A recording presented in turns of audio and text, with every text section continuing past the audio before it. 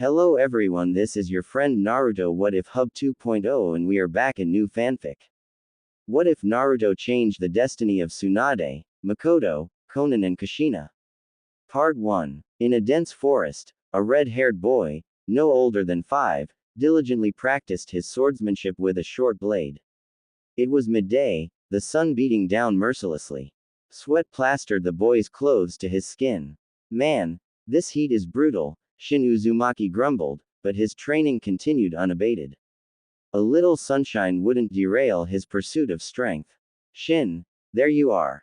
What are you doing out here in this inferno? Trying to fry your brains. A small head popped out from behind a large tree.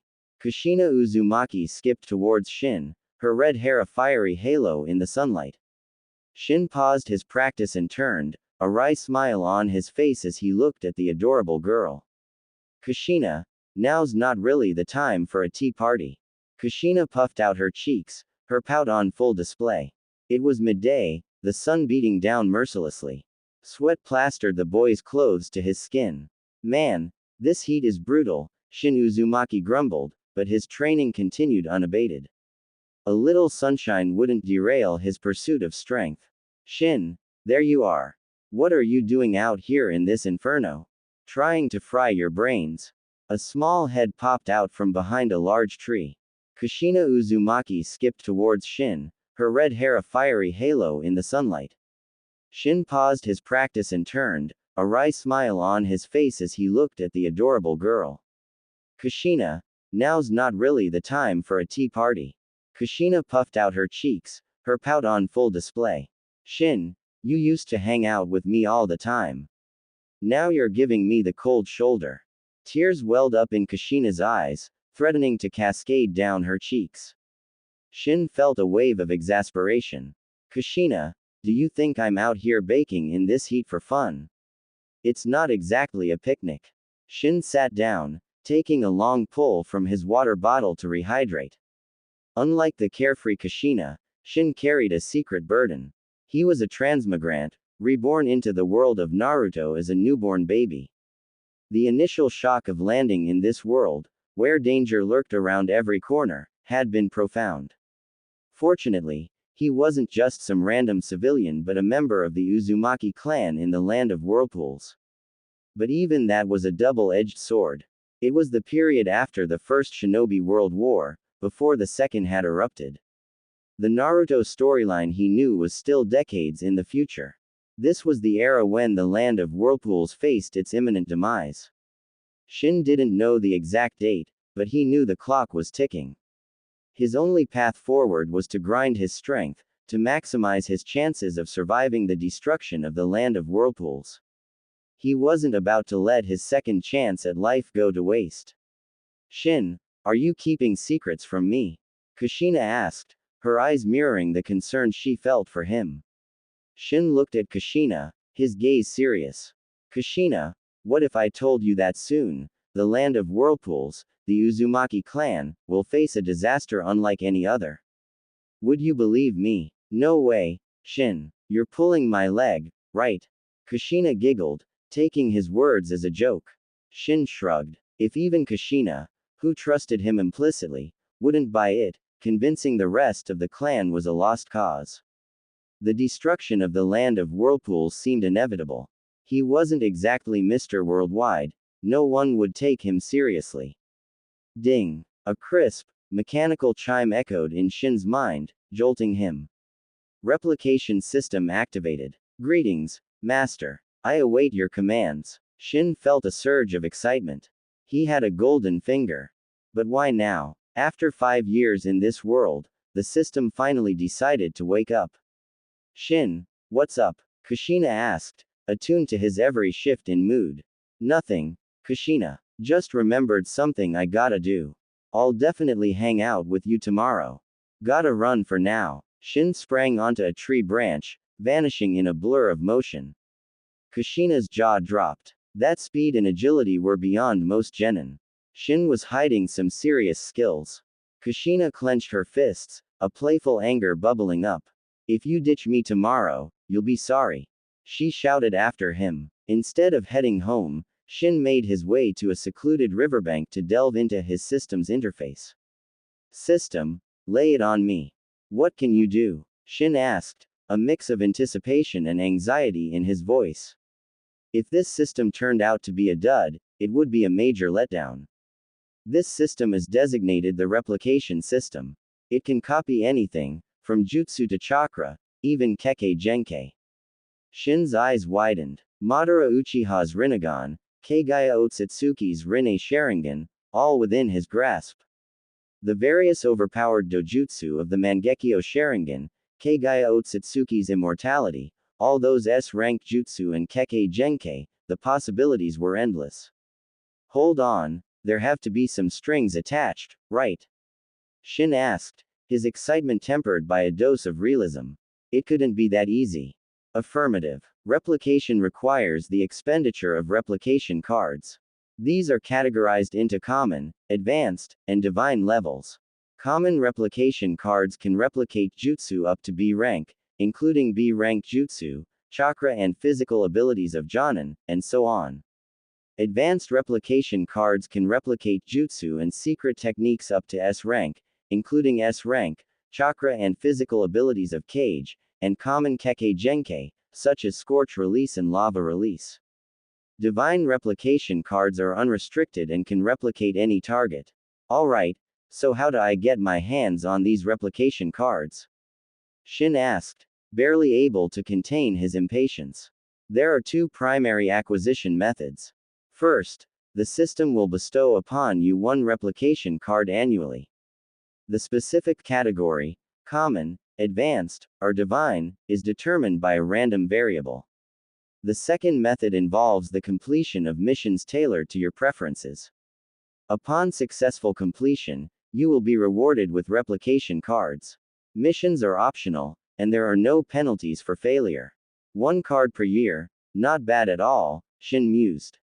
His system seemed to be quite the benevolent benefactor. And the missions were optional, with no repercussions for failure. That was a relief. Shin valued his freedom. The last thing he needed was some overbearing system bossing him around. Oh, and system, don't suppose there's a welcome package for new users? Shin asked, a hopeful glint in his eyes. The newbie gift pack was granted to you at the moment of your birth, Master. You should be cognizant of its presence. Shin paused, then ventured a guess. Could it be the Sage Body? The Sage Body was a Kekkei Genkai common to the Uzumaki clan. Every member of the Senju and Uzumaki clans possessed it, but Shin had always felt his was different, more potent. Affirmative. Upon your transmigration into this world, Master, the system bestowed upon you the perfect Sage Body. Shin couldn't contain his elation. A perfect Sage Body, putting him on par with the legendary Hashirama Senju. Hashirama, with his perfect Sage Body, and self-developed wood release, had taken down Madara Uchiha, wielder of the eternal Mangekyo Sharingan, and the full-fledged Nine Tails. Did this mean he could achieve Hashirama's level of power? With the system's assistance, surpassing Hashirama and reaching the realm of the Six Paths might not be just a pipe dream. His future was looking brighter by the minute. Phew, with the system in play, at least I've got a fighting chance in this crazy world. Shin noticed he had 5 replication cards stocked up. He'd been in the Naruto world for 5 years now, and even though the system had been snoozing this whole time, it hadn't skimped on the annual card handouts. Is my luck really this rotten? Shin checked the cards and found they were all common. The yearly card was a random drop. With a bit of luck, he could have scored a divine card. Sadly, fortune didn't seem to be on his side, not even an advanced card in sight. Let's see what's on the mission board. Shin opened the system's mission interface and found a single quest waiting for him. Survival. Survive the destruction of the land of whirlpools. Reward. 1 common replication card. Failure. No penalty. System, are you kidding me? No penalty for failure. If I fail, I'm dead. Shin couldn't help but complain. Could this survival mission even be failed? Failing meant kicking the bucket, didn't it? And the reward is pretty stingy, too. Master, rewards are commensurate with mission difficulty. This particular mission is not classified as high difficulty. Shin couldn't argue with that. For someone who was prepared, this mission wasn't exactly climbing Mount Everest. In the original story, when the land of whirlpools went kaput, a good number of Uzumaki clan members survived, like Karen's mother, for example. Time to head back. Shin channeled chakra to his legs, leapt onto a tree branch, and vanished in a few swift movements. He lived in a secluded spot, far from the clan's main grounds. It had its perks, mainly peace and quiet. You're finally back, Shin. Kushina was sitting on the steps in front of the house, chin resting on her hands. Her eyes, which had been downcast, lit up when she saw him. Kushina, you haven't been sitting here this whole time, have you? Shin walked over and pulled her up. It was just the two of them living here. A year ago, he had still been living with the clan, but things had happened, and he'd moved out. Kushina had no family left in the clan. Her parents had died in an accident when she was 3. Shin was her only friend, so she came with him. I've been waiting for you forever. If you hadn't come back soon, I would have starved to death. Kushina said weakly. She couldn't cook, so she relied on Shin for meals. Weren't there some snacks left? You could have munched on those. Kushina gave an awkward laugh, her small hands fidgeting with her clothes. Might have finished those already. Alright, I'll whip something up right away. As Shin was about to lead Kushina inside, he heard a faint sound behind him. He turned and saw a middle-aged man with red hair, dressed in shinobi garb, standing a short distance away. The man was expressionless. He held a small bundle, which he tossed to Shin. This is your living allowance. Shin caught the bundle and opened it. Besides money, there were 2 jutsu scrolls. Those jutsu scrolls are your mother's belongings. The elder instructed me to deliver them to you. With that, the man vanished in a swirl of leaves. Mother's belongings. Shin felt a pang of sadness. He unfurled the 2 jutsu scrolls. They contained 2 sealing jutsu, the adamantine sealing chains and the 4-symbol seal. Both were incredibly powerful sealing jutsu, especially effective against tailed beasts. Shin, are you okay? Kushina asked cautiously. Don't worry, I'm fine. I'll make dinner first, and after we eat, we can practice these sealing jutsu together. Shin gave Kushina a reassuring smile. That's not right. These are your mother's legacy. I can't practice them with you. Kushina shook her head. Kushina, you're my best friend. You were there for me when everyone else shunned me. Of course I want to share good things with you. Shin placed a hand on Kushina's shoulder, his voice sincere. Shin was the grandson of the Uzumaki clan elder. His mother was the elder's daughter, but his father wasn't an Uzumaki. Not only was he not an Uzumaki, but he was from the Uchiha clan, once sworn enemies of the Uzumaki. During the Warring States period, the Uzumaki and Senju clans were allies, while the Uchiha and Senju were locked in a bitter feud. Because of their alliance with the Senju, the Uzumaki had clashed with the Uchiha numerous times. Even though the Warring States period was long gone, the animosity lingered. Naturally, Shin's parents' relationship didn't end well. The man returned to the Uchiha clan, and Shin's mother, heartbroken, eventually succumbed to her grief. Shin had heard that the man also died on a mission shortly after his mother's passing. This was the reason Shin wasn't well liked within the Uzumaki clan. Even his grandfather, the clan elder, treated him coldly. Soon, Shin had dinner ready. He was a decent cook, at least good enough for Kushina, who ate with gusto. After dinner, Shin called Kushina over, and they began studying the adamantine sealing chains and the 4-symbol seal. The adamantine sealing chains was an A-rank sealing jutsu. When used, it produced multiple chakra chains from the user's back. These chains were not only powerful offensive weapons but could also be used to create barriers and seal tailed beasts. The stronger the user's chakra, the greater the jutsu's power. And what were the Uzumaki known for? Their massive chakra reserves, of course. The Uzumaki possessed the sage body. Even Kushina, who had only recently learned to mold chakra, had reserves comparable to an average genin. With their powerful chakra and this sealing jutsu, even the Nine Tails would be wary of facing an Uzumaki. The Uzumaki clan's strength lay in their chakra and sealing jutsu. The seal used to contain the Nine Tails in Konoha was, in fact, an Uzumaki sealing jutsu. I don't get it at all.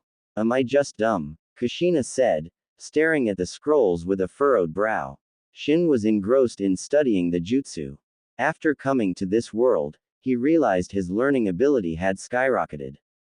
He was starting to grasp the concepts behind these sealing jutsu, but mastering them would take time. After all, these were A-rank sealing jutsu. Many elite jonin couldn't learn them, it required a certain level of talent. They studied late into the night. When Shin finally set the scrolls aside, he noticed Kushina had fallen asleep beside him. Silly girl, falling asleep like that. Shin gently scooped Kushina up and laid her on the tatami mat, tucking a blanket around her. Well, time for me to hit the hay too. Shin stretched. A good night's rest was essential for the intense training he had planned for the next day. After washing up, Shin returned to his room and drifted off to sleep. Dawn broke, painting the sky with hues of orange and pink as Shin opened his eyes. Another day, another chance to grind. Time to refine some chakra. Shin sat up and began his morning ritual. He had only received the chakra refinement technique a week ago. It was a standard issue scroll provided by the clan. Despite being ostracized due to his parentage, Shin still received the basic necessities. Things like a living allowance, the chakra refinement technique, and even those two sealing jutsu from yesterday. The adamantine sealing chains and the four symbols seal were prized even within the Uzumaki clan. Most elite jonin could only dream of learning them. Chakra was the fusion of physical and spiritual energy extracted from the 130 trillion cells in the human body. Overdoing it could lead to fatigue or even worse, risking one's life. Shin spent an hour refining chakra. Despite being only 5 years old and a newbie to chakra refinement, the amount he generated was startling. Thanks to his perfect sage body, the quality and quantity of his chakra were several times greater than that of a normal sage body. Sensing the energy coursing through him, Shin figured his chakra reserves were probably on par with a jonin. And this was just the beginning. If he kept refining his chakra for a few years, could he reach tailed beast levels? He thought of Hashirama, the man who wielded chakra like it was an infinite resource, even the Nine Tails paling in comparison. Shin got up, washed up, and prepared breakfast. Kushina, breakfast is ready. Snooze, you lose. A while later, Kushina emerged from her room, yawning, her usually silky red hair a tangled mess. Go wash up, sleepyhead. Breakfast is getting cold. And look at your hair, birds could build a nest in there. Shin reached out and gently combed his fingers through Kushina's hair. Her face flushed slightly, but she was used to Shin's casual touch. After washing up, Kushina took her seat at the table. Shin had prepared a feast. Fish, meat, and 2 large glasses of milk. Being a shinobi was energy intensive, they couldn't skimp on nutrition. Proper fuel was essential for training. Both Shin and Kushina had healthy appetites, so Shin had prepared enough food for 5 people. Thankfully, the Uzumaki clan provided a generous allowance, and Shin supplemented their income by hunting in the forest. Otherwise, they'd be struggling to keep their bellies full. Kushina, after breakfast, it's training time. You're coming with me, Shin said as he ate. As a transmigrant, he knew the dangers of the Naruto world. He wanted Kushina to become stronger, to be able to protect herself. Kushina nodded. Staying home alone was boring, she'd rather train with Shin. After breakfast, Kushina took the initiative to wash the dishes. While she was busy, Shin opened his system interface and accepted the only mission on the quest board. He hadn't accepted it yesterday, but there was no point delaying. It was a mission he had to complete no matter what. Once Kushina finished with the dishes, they headed out to the nearby forest. Kushina, you work on refining your chakra, Shin instructed. Okay. Kushina sat on a clean rock and started the monotonous process of chakra refinement. Shin took out his weighted clothing and put it on. Then, he drew the short blade from his hip and began practicing his swordsmanship. Before he got the chakra refinement technique, Shin had focused on kenjutsu and taijutsu. With his perfect sage body, his physical strength was exceptional, making taijutsu training twice as effective. The Uzumaki and Senju were natural-born brawlers. It was just that the Uzumaki clan prioritized sealing jutsu, neglecting their powerful physiques. After 1,000 swings, Shin wiped the sweat from his brow and took out his kunai and shuriken. 50 meters away, he had set up a target. It was crude, but it served its purpose.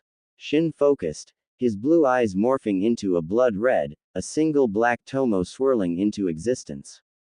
The target, which had been a small speck at 50 meters, was now crystal clear. The Sharingan, a one-tomo Sharingan.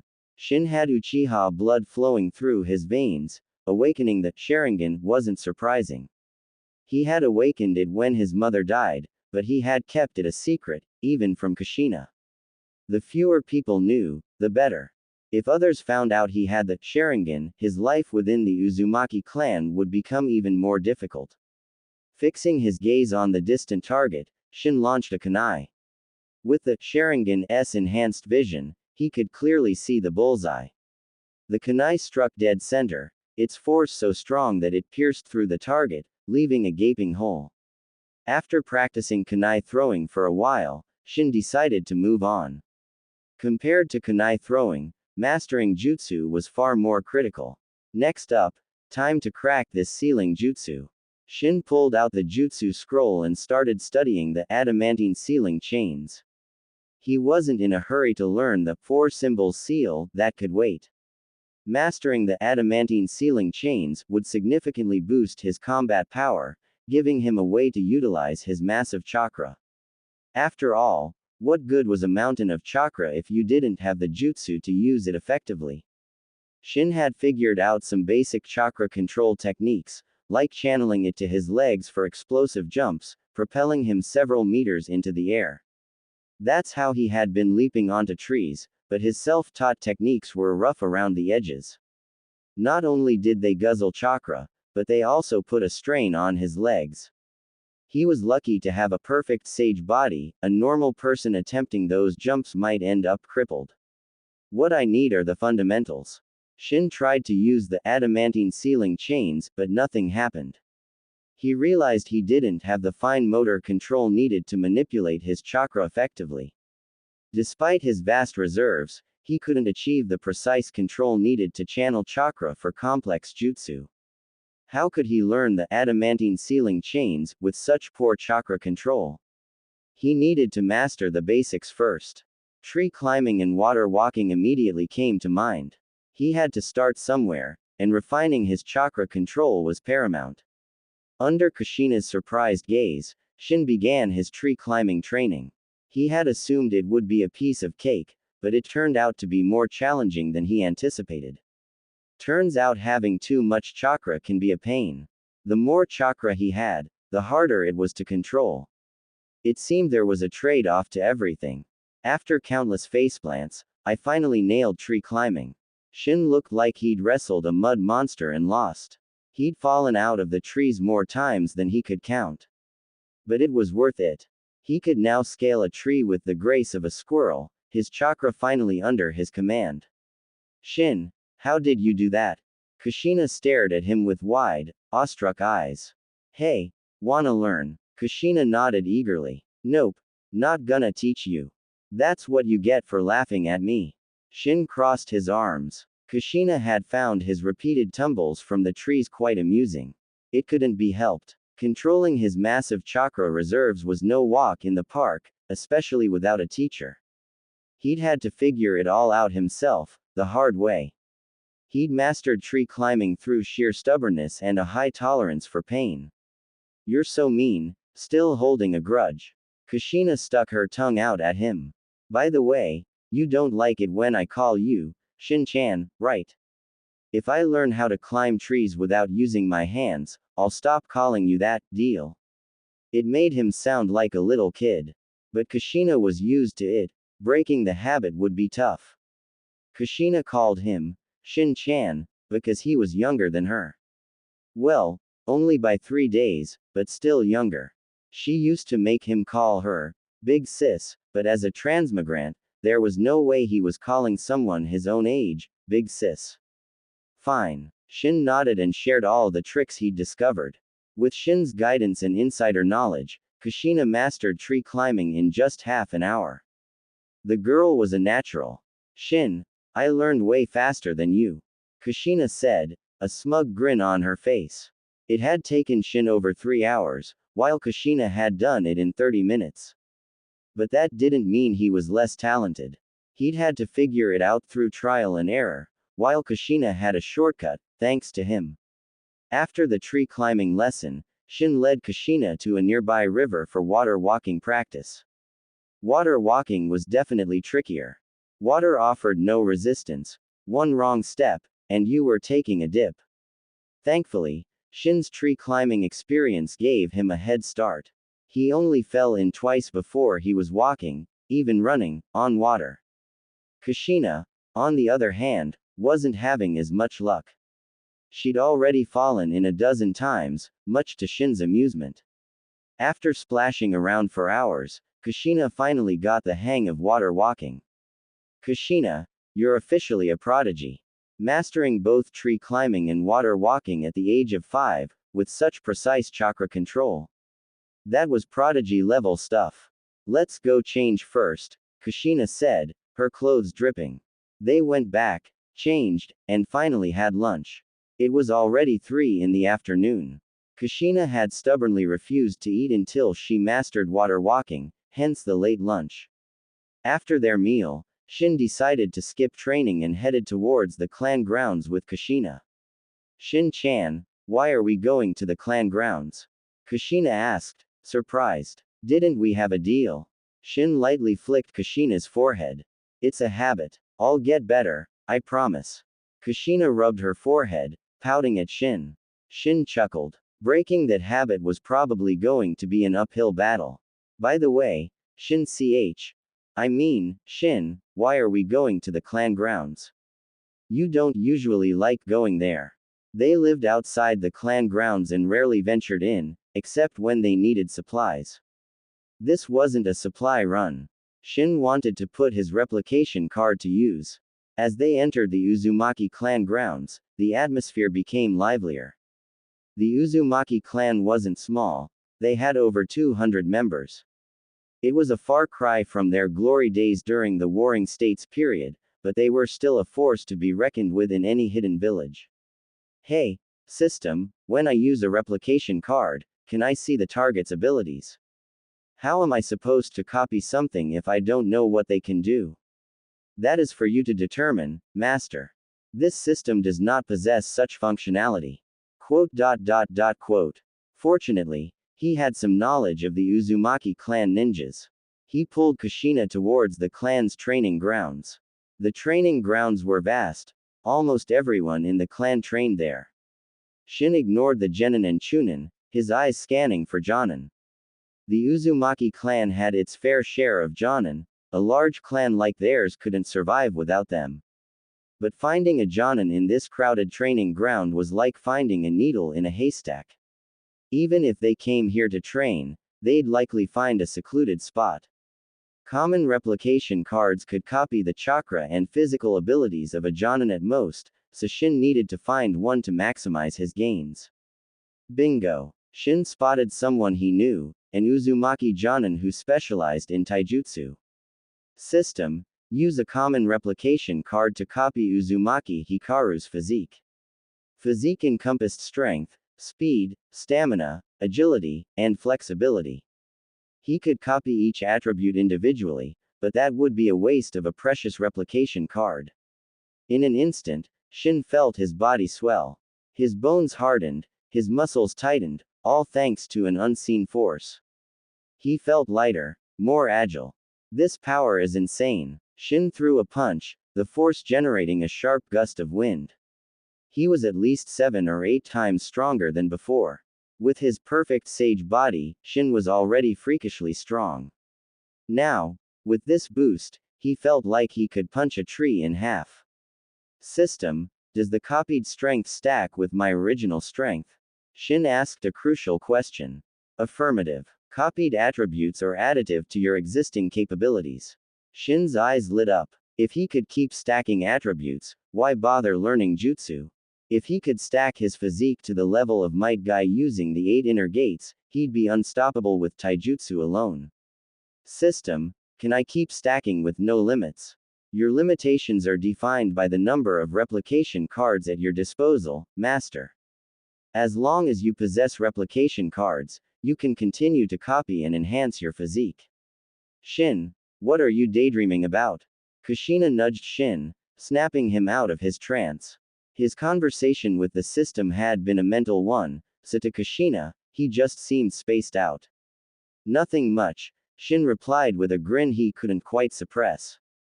Liar. You wouldn't be grinning like that if it was nothing. Something good must have happened. Fine, keep your secrets, Kushina huffed, pouting. Shin shook his head, his smile fading. He realized his earlier plan had been a bit too ambitious. Just as the system had said, his progress was limited by replication cards. Even with dozens of common cards, he wouldn't be able to stack his physique to Might Guy's 8 inner gates level. Besides, he'd never wanted to be a one-trick pony, specializing only in taijutsu. Being well-rounded was the key to minimizing weaknesses. Specializing in one area made you an easy target. Uzumaki Shin, is that you? Uzumaki Hikaru, the Jonin whose physique Shin had just copied, looked over. A Jonin's senses were sharp. Hikaru had noticed Shin staring at him. He had no idea that the physique he'd spent over a decade honing, enduring countless hardships to achieve, had been duplicated in an instant. Shin's system was truly broken. It allowed him to gain the fruits of someone else's labor without putting in the work. If Hikaru knew, he'd probably want to strangle Shin. But even without knowing, Hikaru wasn't exactly thrilled to see Shin. They had a history. Or rather, Shin had a history with Hikaru's son. Back when Shin was still living in the clan grounds, he'd had a run-in with the boy.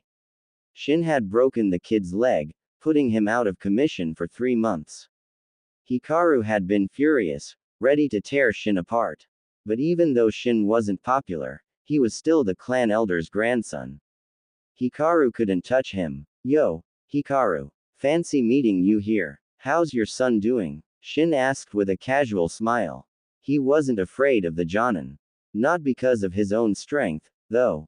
Honestly, even with Hikaru's physique stacked on top of his own, he was no match for the experienced Jonin in a fight. Shin lacked combat experience. Hikaru, on the other hand, was a seasoned warrior. Even with superior physical abilities, Shin would lose. He thought of Kagaya Otsutsuki, who, despite her immense power, was ultimately sealed due to her lack of battle experience. If Madara Uchiha had obtained Kagaya's power, he would have been truly unstoppable.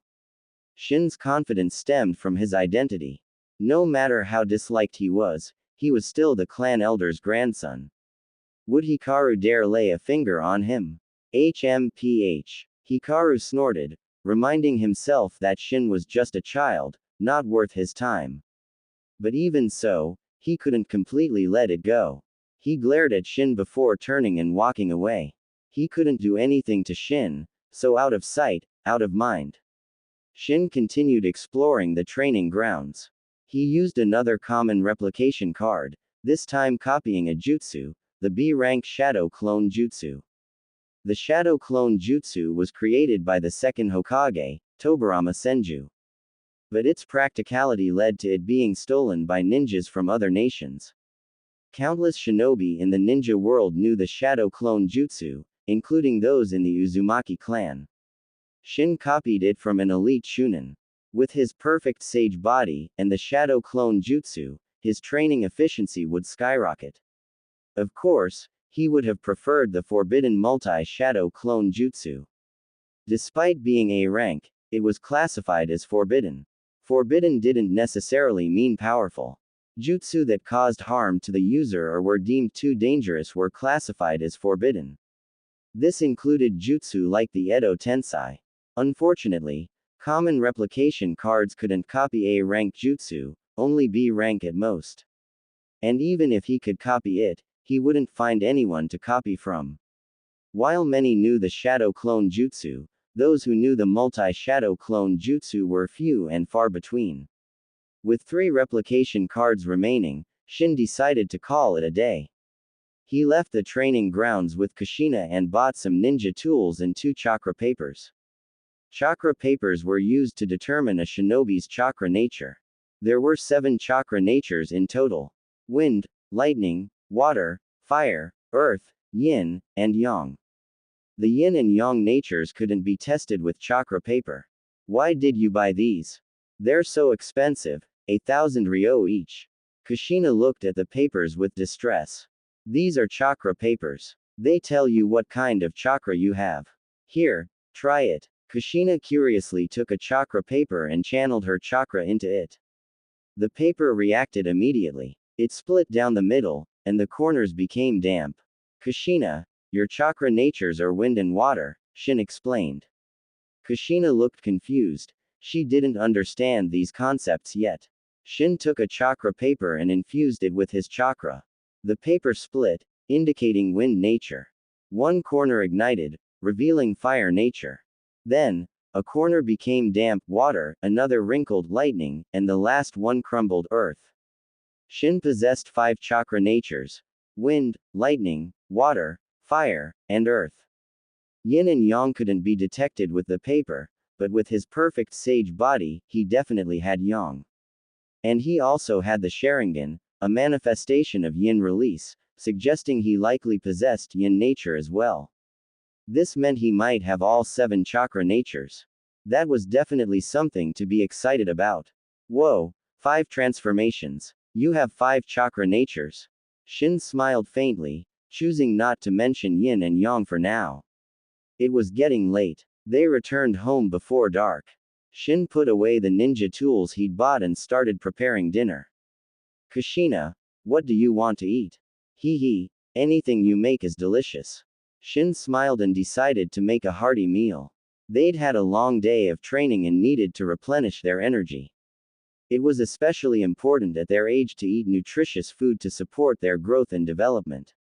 After a satisfying dinner, Kushina, exhausted, washed up and went to bed. Shin, however, continued studying the adamantine sealing chains. Half a month passed in the blink of an eye. Shin had made significant progress, mastering the adamantine sealing chains. Thanks to the shadow clone jutsu, he could create over a dozen clones to study simultaneously. Even without a teacher, he managed to learn the jutsu on his own. Rasengan. Shin focused on the large tree before him, a rapidly spinning sphere of chakra forming in his hand. He thrust his hand forward, smashing the Rasengan into the tree trunk. Boom! Wood splintered and flew as the massive tree, one that would take 2 people to encircle, was pierced straight through, leaving a gaping hole with spiral patterns etched into its edges, a testament to the rotating chakra's power. If that hit a person, it would go right through them, no problem. Shin was more than satisfied with the Rasengan's destructive power. A-rank jutsu were no joke. He had developed the Rasengan himself. Understanding the principles behind it, recreating it wasn't that difficult. This was the culmination of his half-month's training. Not only had he mastered the adamantine sealing chains, but he'd also developed the Rasengan. That tree must have been decades old, and you just punched a hole through it, Kushina said, staring at the poor tree. Hey, Kushina, do you still want to learn the Rasengan or what? Of course I do. Teach me, teach me. Kushina jumped up, grabbing Shin's arm excitedly. Ouch, my shoulders are kinda sore. Shin sat down, looking expectantly at Kushina. Kushina knew what he wanted. With a reluctant sigh, she walked over and started massaging his shoulders. Not bad, but a little more pressure would be perfect, Shin said, leaning back with a satisfied sigh.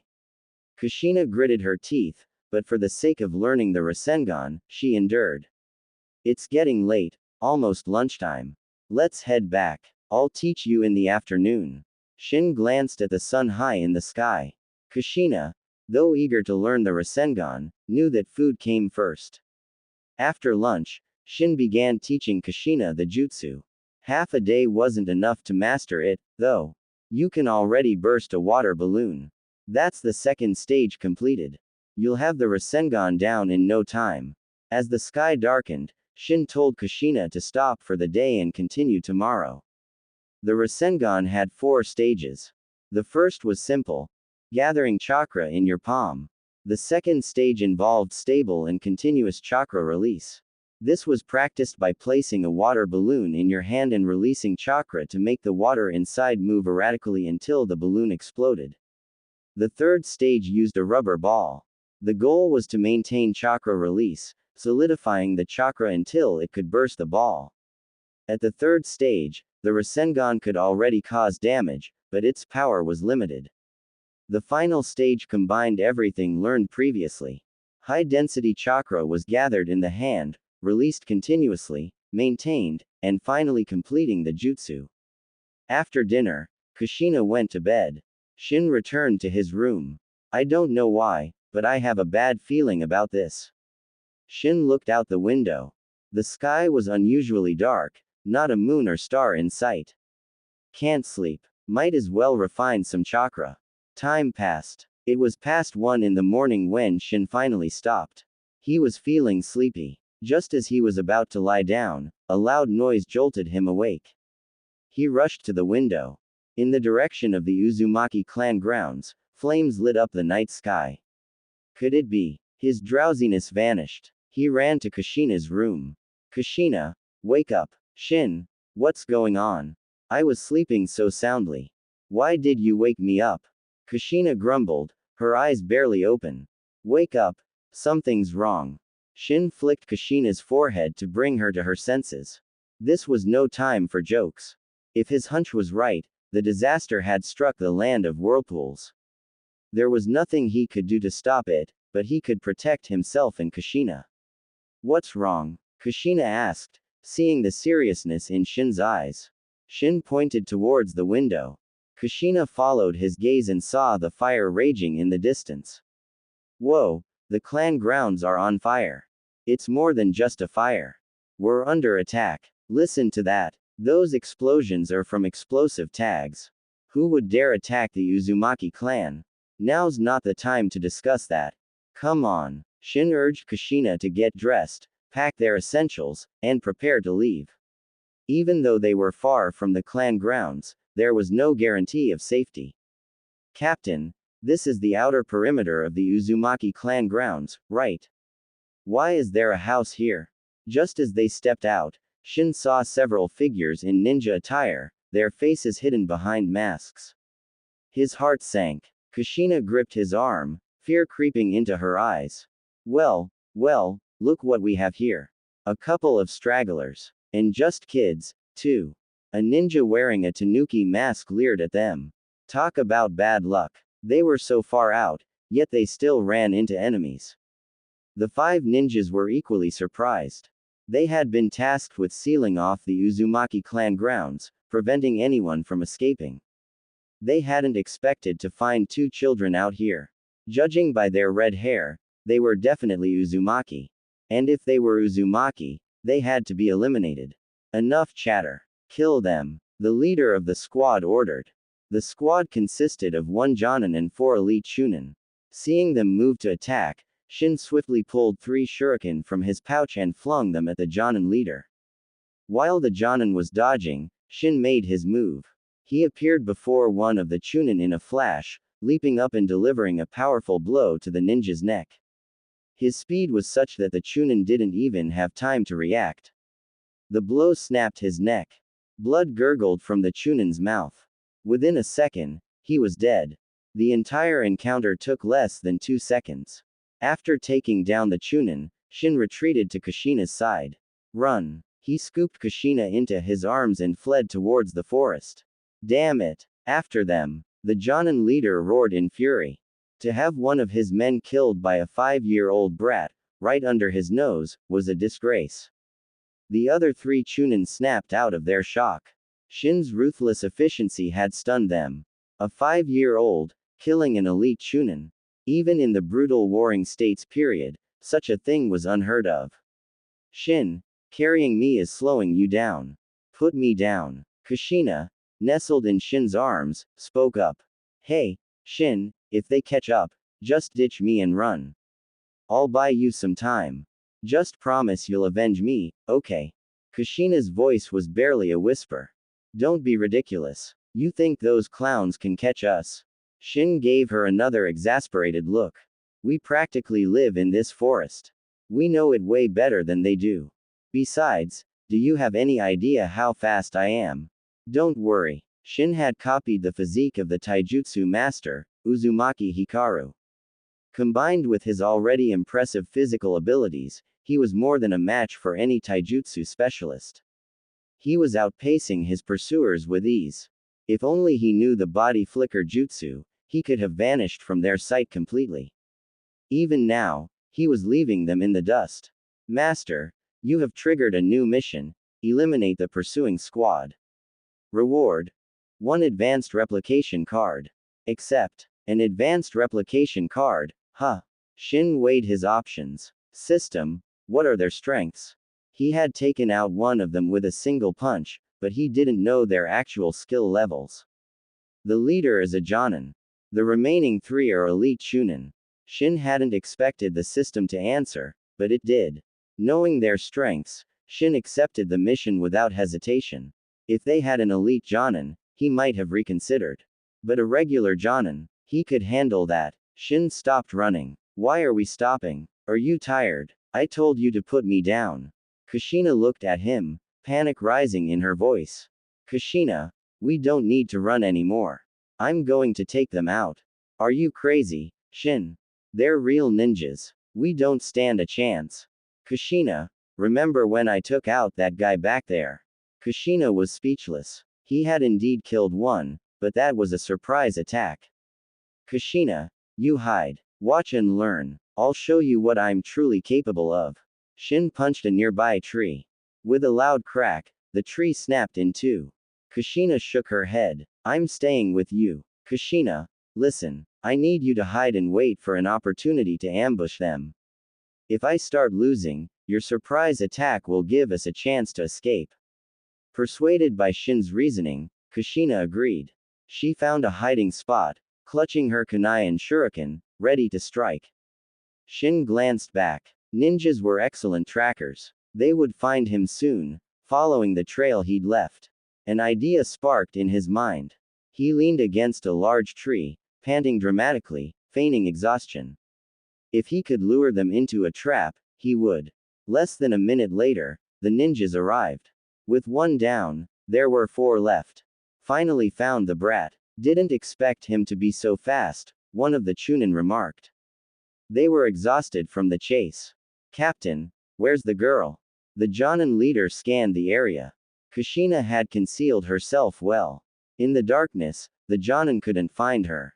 She must have run off. Let's deal with this kid first. The Jonin drew his sword, approaching Shin slowly. Shin had killed one of his men right in front of him. He would avenge this humiliation personally. Shin watched the Jonin approach, a glint in his eyes. He'd hoped to ambush a Chunin, but having the Jonin come to him was even better. Little brat, out of steam, are you? Time to die. The Jonin grinned cruelly, his expression hidden behind his mask. As the Jonin lunged with his sword, Shin activated his Sharingan and sprang into action. He nimbly dodged the sword thrust and delivered a swift kick to the Jonin's groin. With Shin's speed in the close proximity, even an elite Jonin wouldn't have been able to dodge. The Jonin had been careless. Even though Shin had killed one of his men, he was still just a child. The Jonin had underestimated him. The result was inevitable. With a sickening crack, the Jonin crumpled to the ground, a scream tearing from his throat. A shattered groin would bring even a cage-level ninja to their knees. The Jonin was effectively out of the fight. Shinobi had a high pain tolerance, but this kind of pain was unbearable for any man. You've gotta be the most pathetic Jonin to ever die, Shin remarked. He formed a Rasengan between his hands. He couldn't create it with one hand yet, so he had to use both. He pressed the Rasengan into the incapacitated Jonin's chest, the swirling sphere of chakra tearing through his heart. Took out a Jonin just like that. He was weaker than I thought. Shin blinked. It wasn't that the Jonin was weak. Jonin were the backbone of any hidden village. In smaller villages, they were the peak of fighting power. But this Jonin hadn't even had a chance to use his full strength. He'd been taken out before he could even react. This served as a reminder to Shin. In this dangerous world, he could never let his guard down. Otherwise, he might end up like this Jonin. He thought of Madara Uchiha, betrayed and used as a sacrifice for Kagaya Otsutsuki's revival. Your boss is dead. Care to join him? Shin's eyes hardened as he glared at the remaining 3 Chunin. With the Jonin out of the way, dealing with these 3 would be a piece of cake. The Chunin were still in shock. They couldn't believe their captain had been killed by a 5-year-old. It was so absurd that they couldn't process it. You killed our captain with dirty tricks. We'll avenge him, one of the Chunin shouted, rage fueling his voice. Shin eyed the 3 remaining Chunin, picking up the fallen Jonin's sword. So, you want to avenge your captain? Come get some. The 3 Chunin exchanged glances. None of them dared to make a move. This kid was creepy. He'd already killed one of them and taken down their captain. They weren't about to underestimate him now. Fine, I'll come to you then. Shin vanished into the darkness. In the thick forest, his speed and controlled ferocity, much like Toji Fushiguro, rendered him untraceable. Watch out. But it was too late. Shin's sword pierced the Chunin's heart before he could finish his warning. Shin withdrew his sword and dashed towards the next Chunin. Water style. Water prison jutsu. Sensing the danger, the Chunin swiftly formed hand seals, encasing himself in a sphere of water for protection. The water prison jutsu was a C-rank jutsu that could trap enemies or be used defensively. You think that can stop me? How naive. Shin channeled chakra into the sword, enhancing its piercing power. The water prison shattered like a fragile bubble as the sword plunged through, impaling the Chunin's heart. Another one down. Just one left. Shin looked at the last Chunin. Killing these elite Chunin was starting to feel like swatting flies. Kakashi graduated and became a genin at 5, and everyone called him a genius. I'm 5, and I'm wiping the floor with elite Chunin. What does that make me? A prodigy. A monster. Shin muttered to himself. Monster. You're a monster. The last Chunin pointed at Shin, his eyes wide with terror. He turned and fled. You're the monster. And you're not getting away. Shin stomped on the ground, creating a small crater. He shot forward like an arrow, chasing after the fleeing Chunin. This guy was crucial to his mission, Shin couldn't let him escape. And for his and Kushina's safety, he couldn't leave any witnesses. Die. Shin quickly caught up, swinging the sword. It wasn't ideal for slashing, but with Shin's strength, it would cleave the Chunin in 2. The sword connected, and just as Shin relaxed, the figure he'd struck transformed into a log. A substitution jutsu. Substitution. Shin hadn't expected the Chunin to use a substitution jutsu at the last moment. Adamantine sealing chains. Chakra chains erupted from Shin's back, snaking through the forest and ensnaring the fleeing Chunin. Constrict. The chains tightened, tearing the Chunin apart. Shin's face paled as he looked at the gruesome sight. He quickly turned away. He was used to blood, having hunted animals in the forest. He hadn't felt anything when he killed the first Chunin. The next few deaths had caused a slight ripple in his emotions, but this last one, this was too much. The chakra chains dissipated. Shin leaned against a tree, gagging. He swore he'd never use the chains like that again. It was too brutal, even for him. Congratulations, Master. Mission complete. You have been awarded 1 advanced replication card. Phew. Finally got the reward. Shin composed himself and called out to Kushina. Come out, Kushina. It's over. Kushina emerged, looking bewildered. It was over. It was too dark, and she didn't have the Sharingan. She hadn't seen anything. She walked over and saw the Jonin's body. Shin, how did you do it? Doesn't matter. Let's see what loot we got. Shin started rummaging through the Jonin's pouch while Kushina stood back, a little scared. Even though the ninjas were dead, she was still frightened. It was a good thing she hadn't seen the Chunin Shin had torn apart with the chains, she might have fainted. Shin found several explosive tags, a valuable commodity. There were also kunai, shuriken, and 2 jutsu scrolls. B-rank water style, water dragon jutsu and water style, hiding in mist jutsu. Shin frowned. These jutsu gave him a clue about the attacker's identities. They were likely from Kurigakure. Looks like Kurigakure is behind this attack on Uzushiogakure. Only the 5 great nations had the strength to attack the Uzumaki clan. Konoha was an ally. They wouldn't be involved. Tsunade and Iwagakure were too far away. Attacking Uzushiogakure would be logistically impractical. That left Kumogakure and Kurigakure, both of which could launch attacks from the sea. Kurigakure's involvement was confirmed. He wasn't sure about Kumogakure, though. If there was one village with the most ambition, it was Kumogakure. Their involvement was highly probable. After all, the Uzumaki's sealing jutsu were something Kumogakure would covet. No, not just Kumogakure, every village would want them. Possessing powerful sealing jutsu that others feared and desired, yet lacking the strength to defend themselves, was the reason for Uzushiogakure's downfall. Having something valuable without the power to protect it was a recipe for disaster, no matter the world. I wonder if Konoha had a hand in this. Shin was suspicious of their supposed ally. After all, Konoha had Danzo. To think Danzo wouldn't be interested in the Uzumaki's sealing jutsu was laughable. Shin shook his head, pushing those thoughts aside. He collected the pouches of the other 2 Chunin and left with Kushina. He left the last Chunin's pouch where it was. The sight was too gruesome, he'd lose his appetite if he looked at it. He led Kushina to a small stream in the forest, the same one where they had practiced water walking. Are you tired? If you are, get some sleep. We're safe now, Shin said. Kushina shook her head. After everything that had happened, sleep was the last thing on her mind. Shin, I'm worried. Kushina's voice was filled with anxiety. She was smart. If they had encountered enemies so far from the clan grounds, she could only imagine the horrors that must have befallen Uzushiogakure. Worrying won't change anything. Shin shook his head. Despite not being well liked, he had received his due within the clan. He didn't want to see the Uzumaki clan destroyed. But he was powerless to stop it. He had known about the impending disaster, but who would have believed him? Besides, he didn't know when it would happen. Even if people believed him, they wouldn't have been able to prepare. The enemies had targeted the Uzumaki clan. Their attack was swift and brutal.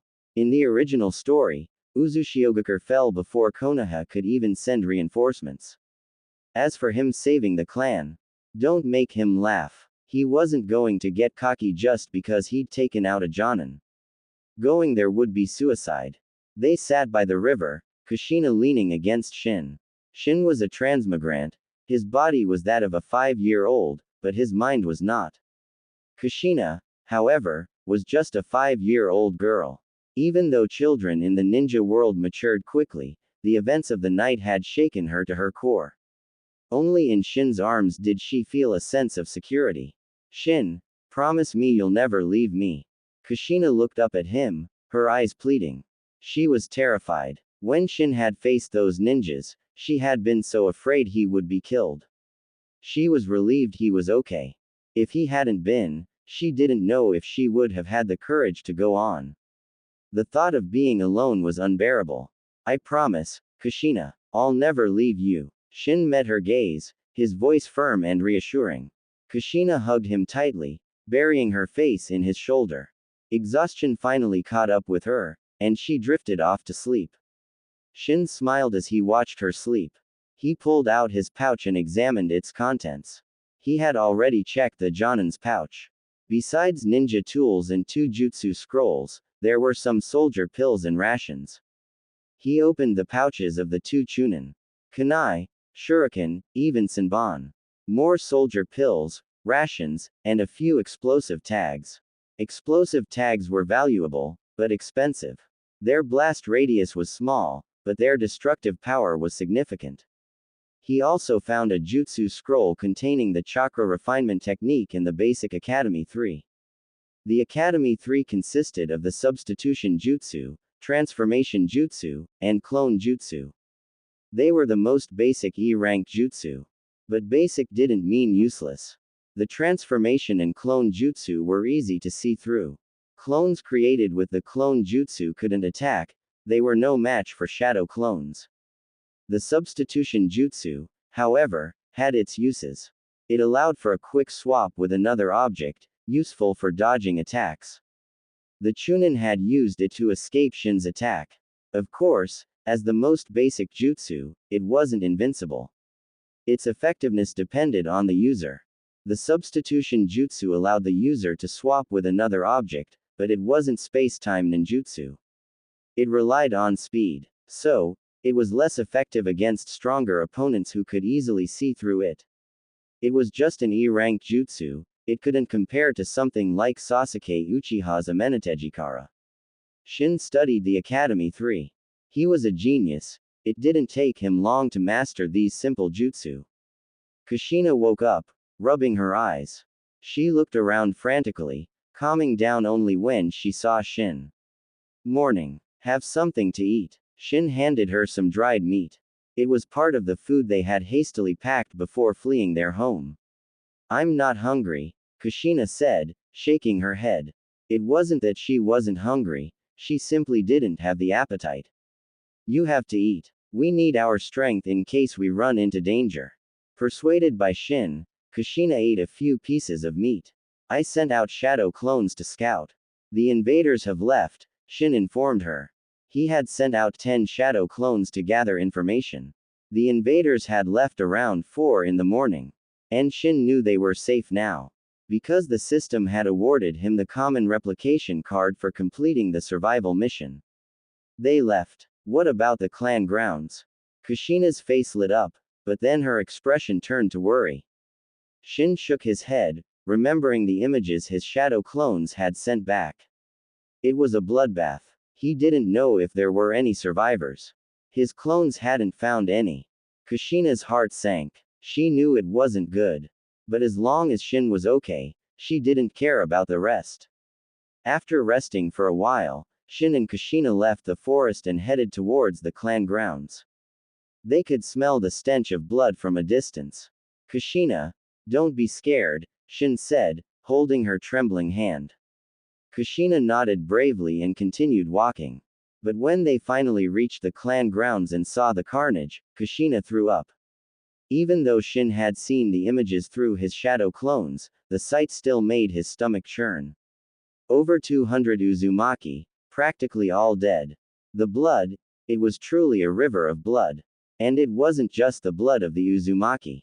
There must have been casualties among the invaders as well, though their bodies were nowhere to be seen. They must have taken their dead with them. Kushina, are you okay? Kushina shook her head, the meager breakfast she'd eaten now gone. The scene was too horrific. Shin, our clan, the Uzumaki clan is gone, Shin said with a sigh. His desire for strength intensified. In this world, without power, this was the consequence.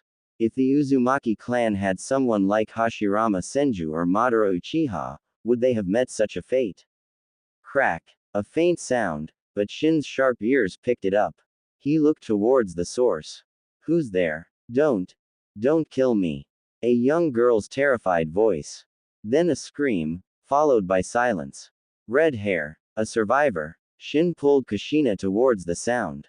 A girl their age lay unconscious in a pool of blood in front of a burned-out house. There was a cellar nearby. She must have hidden there to survive. She must have made a noise while climbing out, alerting Shin. Then, the sight of the destruction must have been too much for her. That's Uzumaki Akiko, Kushina said, surprised, as she looked at the unconscious girl. Oh, You know her. Shin didn't recognize the girl, but it seemed Kushina did. We've met a few times, but we're not close. Kushina was only really close to Shin. She knew other kids in the clan, but they weren't friends. A short while later, Akiko woke up. She looked around in a panic, but calmed down when she saw Shin and Kushina's red hair. Red hair was a trademark of the Uzumaki clan. Of course, there were exceptions, like Choji Akamichi's father, Choza, who also had red hair. But most people associated red hair with the Uzumaki. Who are you? Akiko didn't recognize Shin and Kushina. She guessed they were Uzumaki survivors, but it was better to be safe than sorry. It wasn't surprising that she didn't know them. Shin and Kushina lived far from the clan grounds. Even when they had lived within the clan, they hadn't interacted much. Shin had never even seen Akiko before. Same as you, Shin replied simply. Akiko fell silent, her eyes filled with sadness as she looked at the destruction around her. Tears streamed down her face as she thought of her parents. Should we comfort her? Kushina asked Shin. How? Let her cry. She'll have to rely on herself from now on. Being strong is better. Shin shook his head and sat on a nearby rock, contemplating their future. He had two choices. Leave with Kushina and live a life on the run, or wait for Konoha's reinforcements and go with them to Konoha. He glanced at Kushina and made up his mind. They would go to Konoha. It was the safer option. With their distinctive red hair, wandering around would make them targets. And as two young children, where could they even go? It would be incredibly difficult. Going to Konoha offered safety and security. As long as they didn't draw too much attention to themselves, they would be fine. Especially with Uzumaki Mito still alive. Even the scheming Danzo wouldn't dare try anything. In Konoha, Shin could also learn the basics of being a shinobi, which were essential. Konoha was the best choice. But if they went there, he would have to change Kushina's fate as the Nine Tails Jinchuriki. He didn't want that for her. The Nine Tails' power was immense, a great asset if used correctly, but it was also a ticking time bomb. And being the Nine Tails Jinchuriki meant a life under constant surveillance, with Anbu watching your every move. As for himself, Shin never wanted to become a Jinchuriki. He simply didn't need the Nine Tails. With his perfect sage body, once he grew stronger, he could take on the Nine Tails single-handedly. And with his Sharingan, he could probably subdue the beast with a glance. With the system at his disposal, why would he need the Nine Tails? But most importantly, he didn't want something else living inside him. It was an unsettling thought. Shin's gaze shifted to Akiko. It wasn't just him and Kushina anymore, there was another Uzumaki survivor to consider. Kushina, come here. I need to talk to you. Kushina, though curious, walked over. Kushina, Konoha's reinforcements might arrive soon. They might take us to Konoha. If we go, remember, don't stand out too much. Shin advised. When choosing a Jinchuriki, they would look for someone with talent. Standing out too much might attract the attention of the third Hokage, Hiruzen Sarutobi, and the shadowy Danzo. Hiruzen would be fine, but Danzo, that was a different story. Kushina didn't understand why Shin was saying this, but she nodded, committing his words to memory. Another day passed. The sun began to set, casting long, eerie shadows over the blood-soaked ruins of Uzushiogakure. Thump, thump, thump. Asterisk. Footsteps. Shin's senses went on high alert. His left hand went to his pouch, gripping an explosive tag. His right hand held a katana. He was a bit small to be wielding a katana, but he had found it among the debris. It had a few chips, but it was still usable.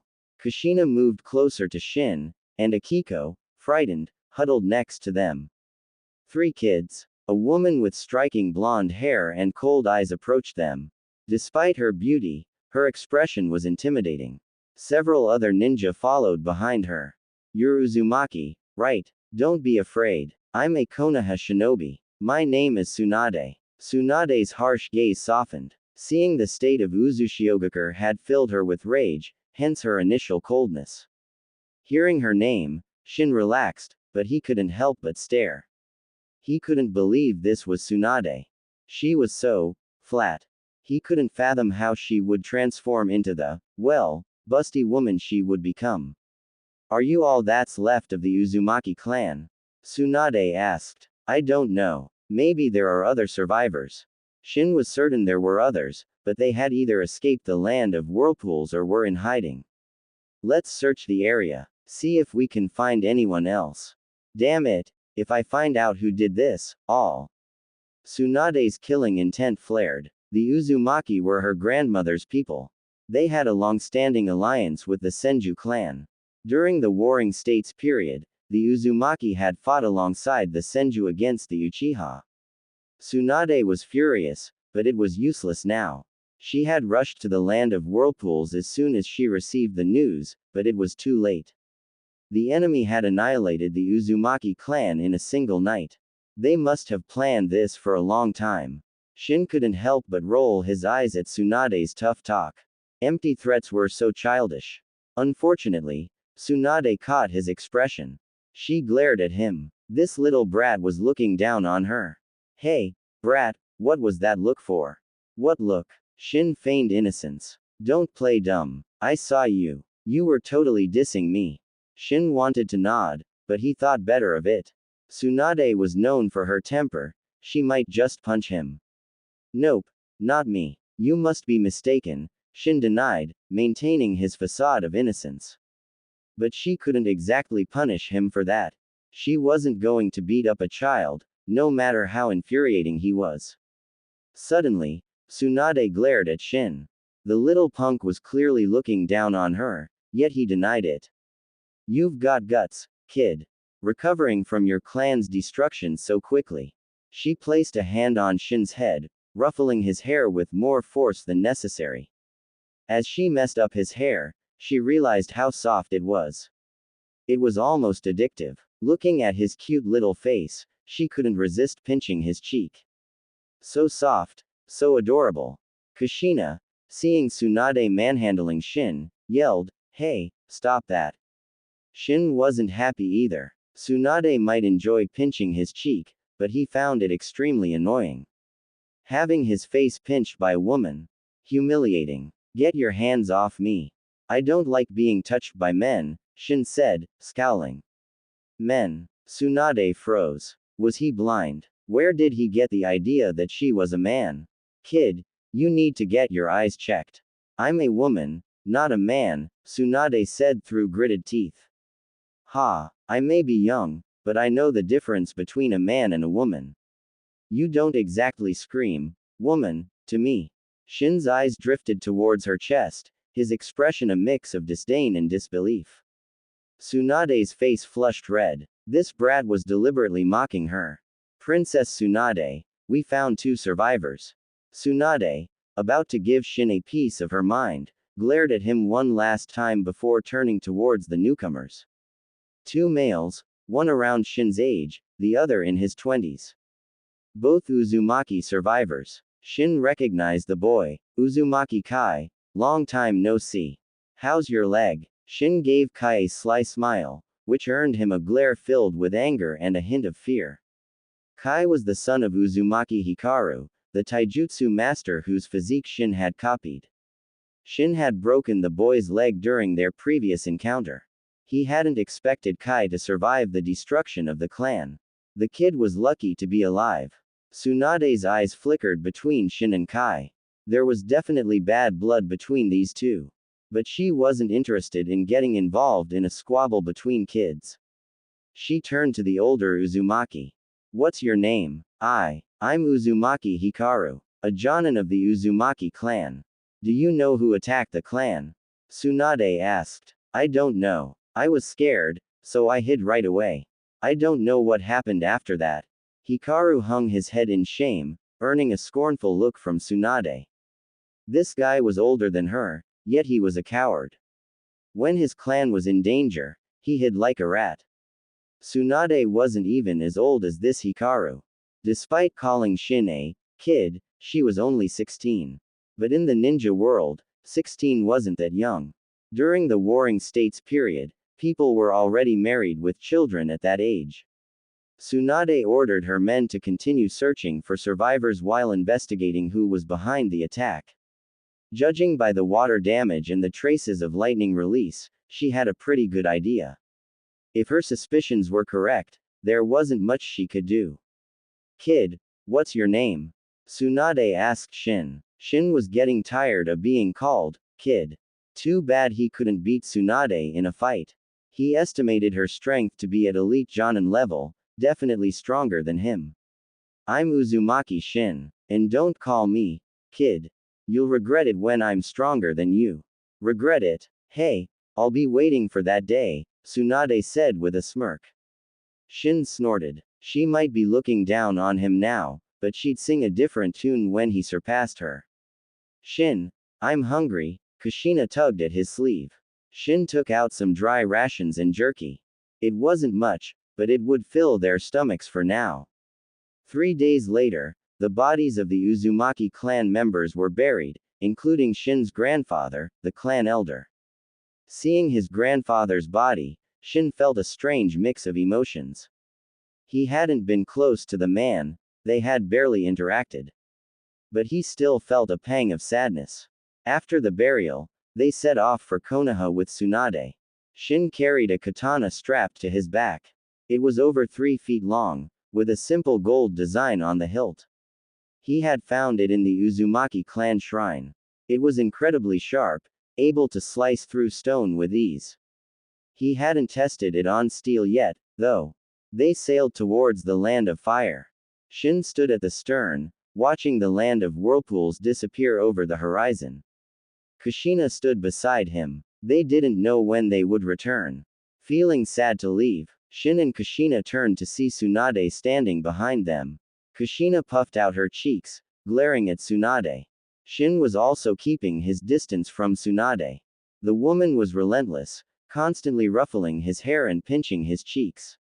He was annoyed, but he didn't want to reveal his strength, so he hadn't resisted much. He wondered if she had some weird fetish. Kushina's reason for disliking Tsunade was simple. She hadn't even ruffled Shin's hair or pinched his cheeks. Yet this woman was doing all the things she hadn't done.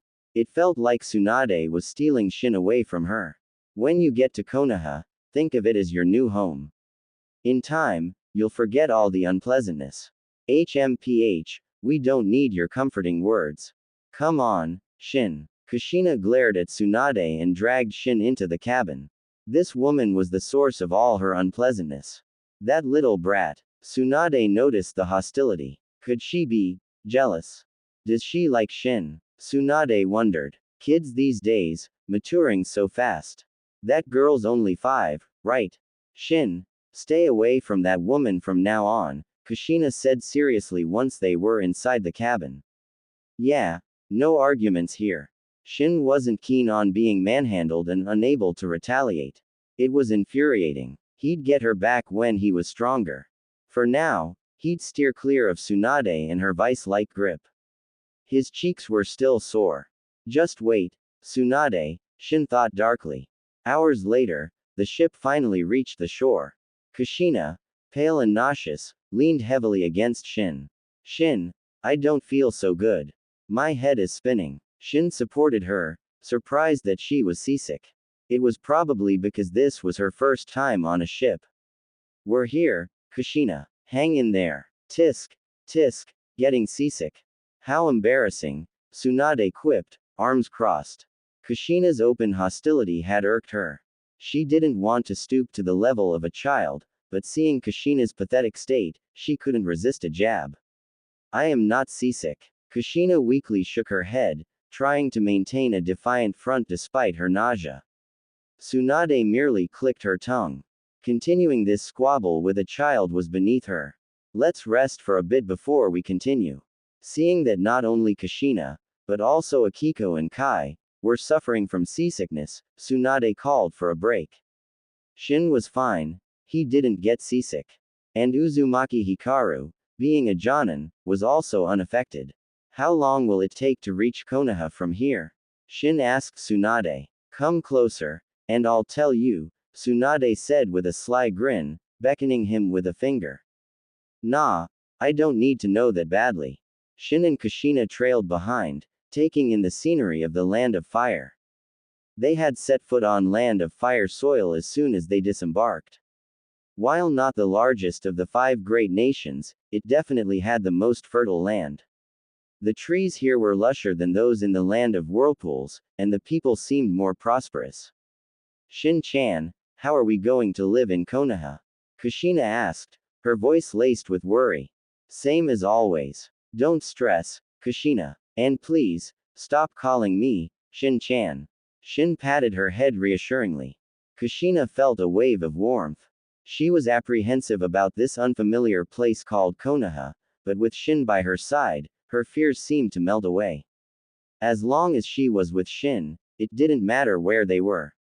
Gradually, Kushina's anxiety lessened. The shadow of the Uzumaki clan's destruction seemed a little less dark. What are you two chatting about?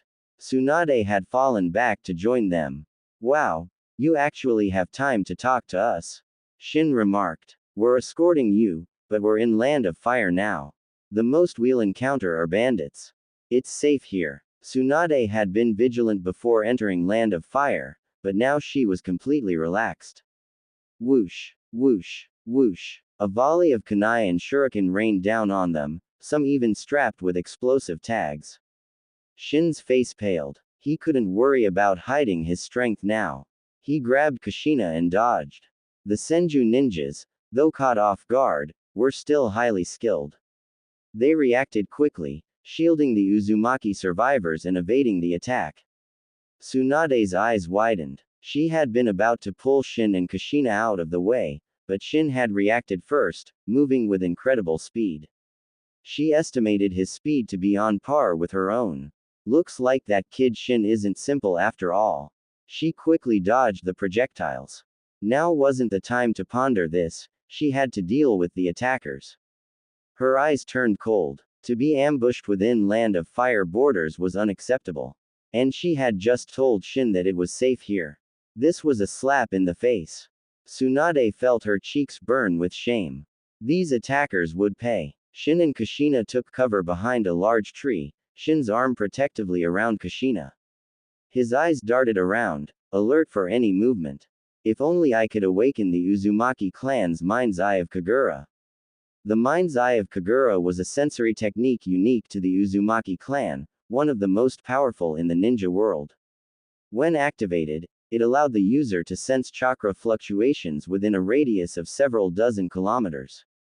With a known chakra signature, it could pinpoint the target's location, movement, number of people, and even their speed. Its sensory capabilities were comparable to the Byakugan. Unfortunately, very few Uzumaki could awaken this ability. In the original story, only Karen was known to possess it. Shin didn't know if he could awaken it. If he had the Mind's Eye of Kagura, he could easily pinpoint the enemy's location and movements, making it easier to defend against them. Unlike now, where he was forced to rely on his senses and constant vigilance to avoid being caught off guard. Shinobi were masters of assassination. Surprise attacks were their specialty. Kushina, don't be afraid. I'll protect you. I'm not afraid, Kushina said, clenching her fists. She hated being the damsel in distress. I have to train harder. She resolved to become stronger so she wouldn't be a burden to Shin. As Shin and Kushina hid, the battle raged. Over 20 ninjas, clad in identical uniforms and without forehead protectors, emerged from the forest. It was impossible to tell which village they were from. They charged towards the Senju ninjas, weapons drawn. Tsunade channeled chakra throughout her body, activating her monstrous strength. A powerful aura enveloped her. Die. She punched one of the attackers, sending him flying like a ragdoll. He was dead before he hit the ground. That was the power of Tsunade's monstrous strength. Yikes. That's brutal. Shin watched from his hiding spot as Tsunade pulverized another ninja with a single punch, the impact leaving the poor guy looking like he'd been hit by a truck. Shin winced. Twice. This woman's strength is ridiculous. I must not. Wait. What am I even thinking? Shin, what are you muttering about? Kushina nudged him. Nothing. Kushina, Don't you think she's a bit violent? Shin eyed the mangled remains of the ninja. He wouldn't want to be on the receiving end of one of those punches. Violent? Nah, she's all right, Kushina said, her eyes practically sparkling with admiration. Shin instinctively took a step back. Did Kushina have violent tendencies? He suddenly remembered that Kushina's temper wasn't exactly angelic. Shin turned his attention back to Tsunade. Her strength was probably at elite Jonin level, but she was displaying power far beyond that. One punching ninjas like they were toddlers. Who sent these guys? Shin observed the attackers. Initially, he thought they were after the Uzumaki survivors. But now it seemed they were targeting the Senju. He noticed that Uzumaki Hikaru was no longer under the protection of the Senju ninjas. If the attackers were after the Uzumaki, they would have gone for Hikaru. A strange thought crossed Shin's mind. Could these ninjas be from Konoha? If over 20 foreign ninjas could infiltrate Land of Fire without Konoha, the most powerful hidden village, noticing something was fishy. Man, maybe going to Konoha isn't such a safe bet after all. Perhaps Konoha had something to do with the destruction of Uzushiogakure. Konoha had only sent Tsunade and 9 other Senju to aid the Uzumaki. It was a good thing the invaders had already left, otherwise, this rescue team would have been slaughtered. Now they were being attacked within Land of Fire, and the attackers seemed to be targeting the Senju. Considering the future of the Senju clan, with only Tsunade remaining, Shin's suspicions grew stronger. But even if he was right, he wouldn't say anything. It was just speculation, he had no proof. And even if he did, what good would it do? Loose lips sink ships. Some things were better left unsaid. He didn't know if these were Hiruzen's men or Danzo's. His gut said Danzo. Tsunade was Hiruzen's disciple. Hiruzen wasn't a saint, but he wasn't evil either. He wouldn't attack his own student. But Danzo, that guy was capable of anything. I'll have to watch out for Danzo in Konoha. But as long as I keep a low profile, he shouldn't notice me. But Tsunade had seen him move with incredible speed while dodging the kunai and shuriken. Hopefully, she wouldn't mention it. Damn it. Tsunade noticed one of the attackers cutting down Senju ninjas with ruthless efficiency. She estimated his strength to be at elite Jonin level, perhaps slightly weaker than her, but far stronger than the others. He had already killed 3 Senju Jonin. Tsunade's eyes blazed with fury. She tried to reach him, but she was blocked by Chunin, who fought with suicidal desperation. Get out of my way, you little ants. Tsunade slammed her foot into the ground, creating a spiderweb of cracks. The earth shook, throwing the Chunin off balance. Some of them even stumbled and fell into the fissures, unable to move. Tsunade ignored them and charged towards the elite Jonin. The Jonin retreated, shooting Tsunade a cold look. Retreat, he yelled. The attackers vanished into the forest without hesitation. Tsunade glared at their retreating figures, frustrated. They had managed to capture one alive, but he had committed suicide before they could interrogate him. Shin and Kushina emerged from their hiding spot. Shin looked at Tsunade, her eyes red with rage, and shook his head. This was a tragedy. 3 Senju Jonin were dead.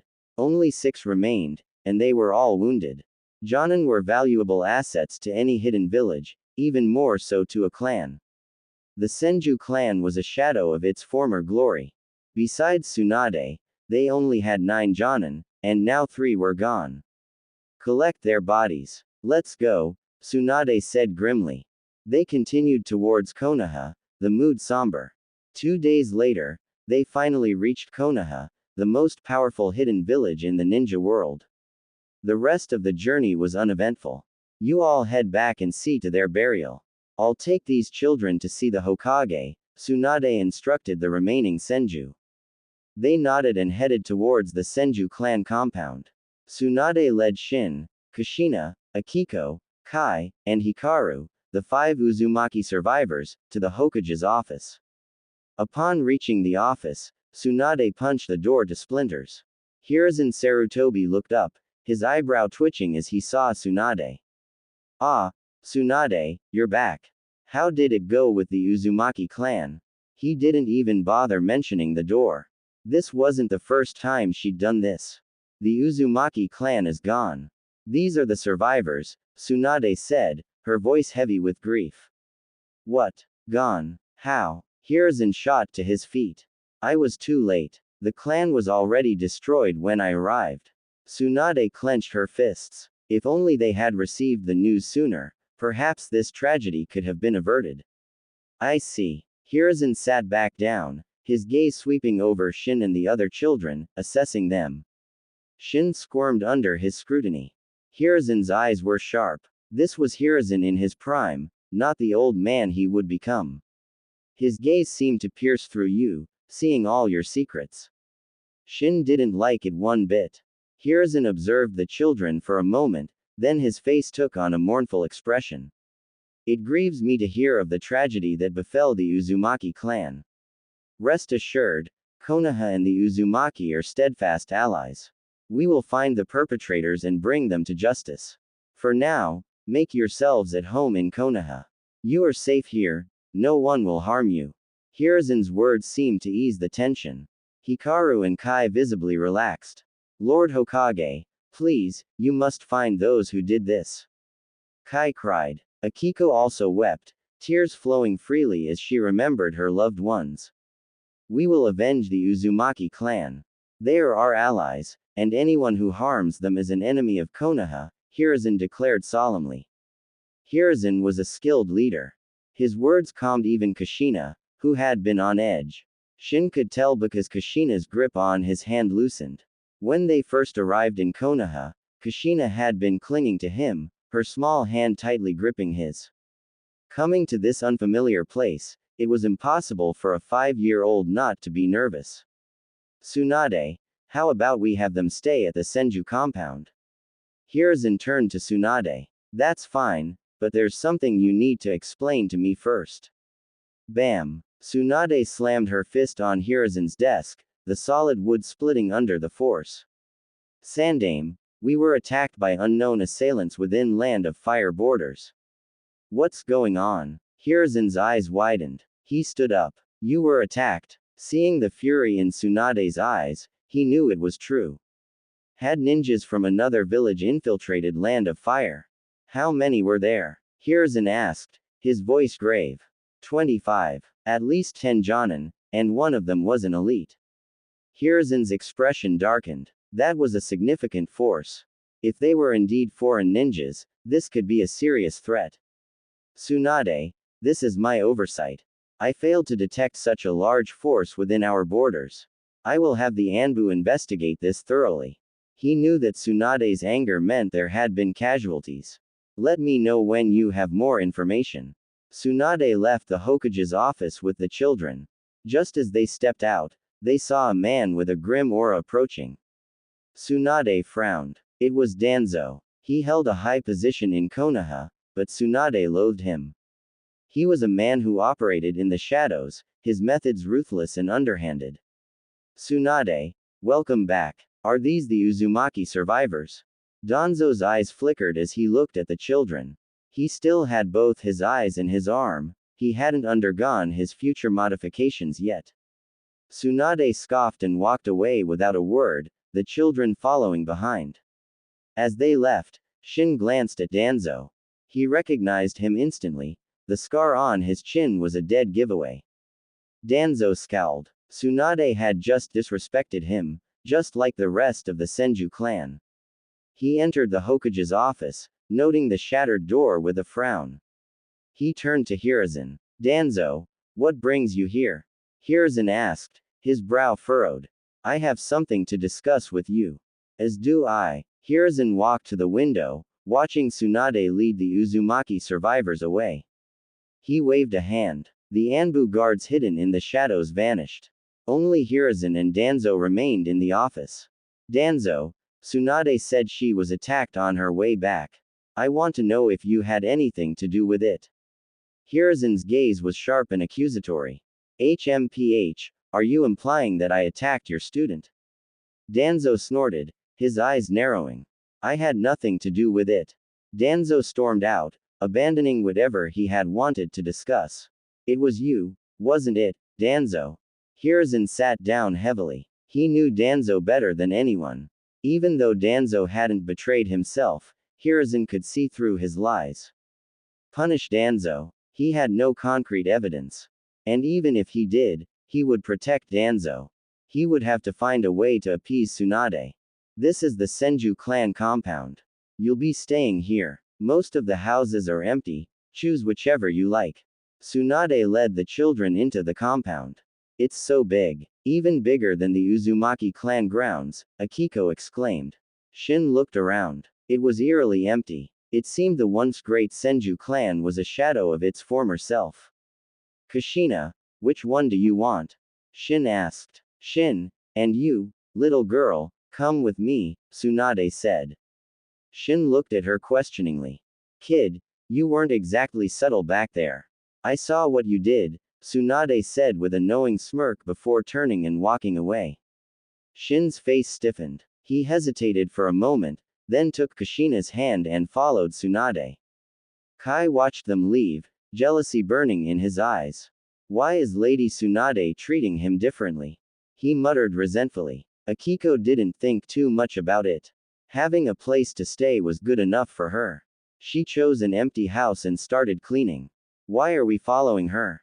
Kushina grumbled. Shin shrugged. Tsunade had seen a glimpse of his true strength. He just hoped she wouldn't tell anyone.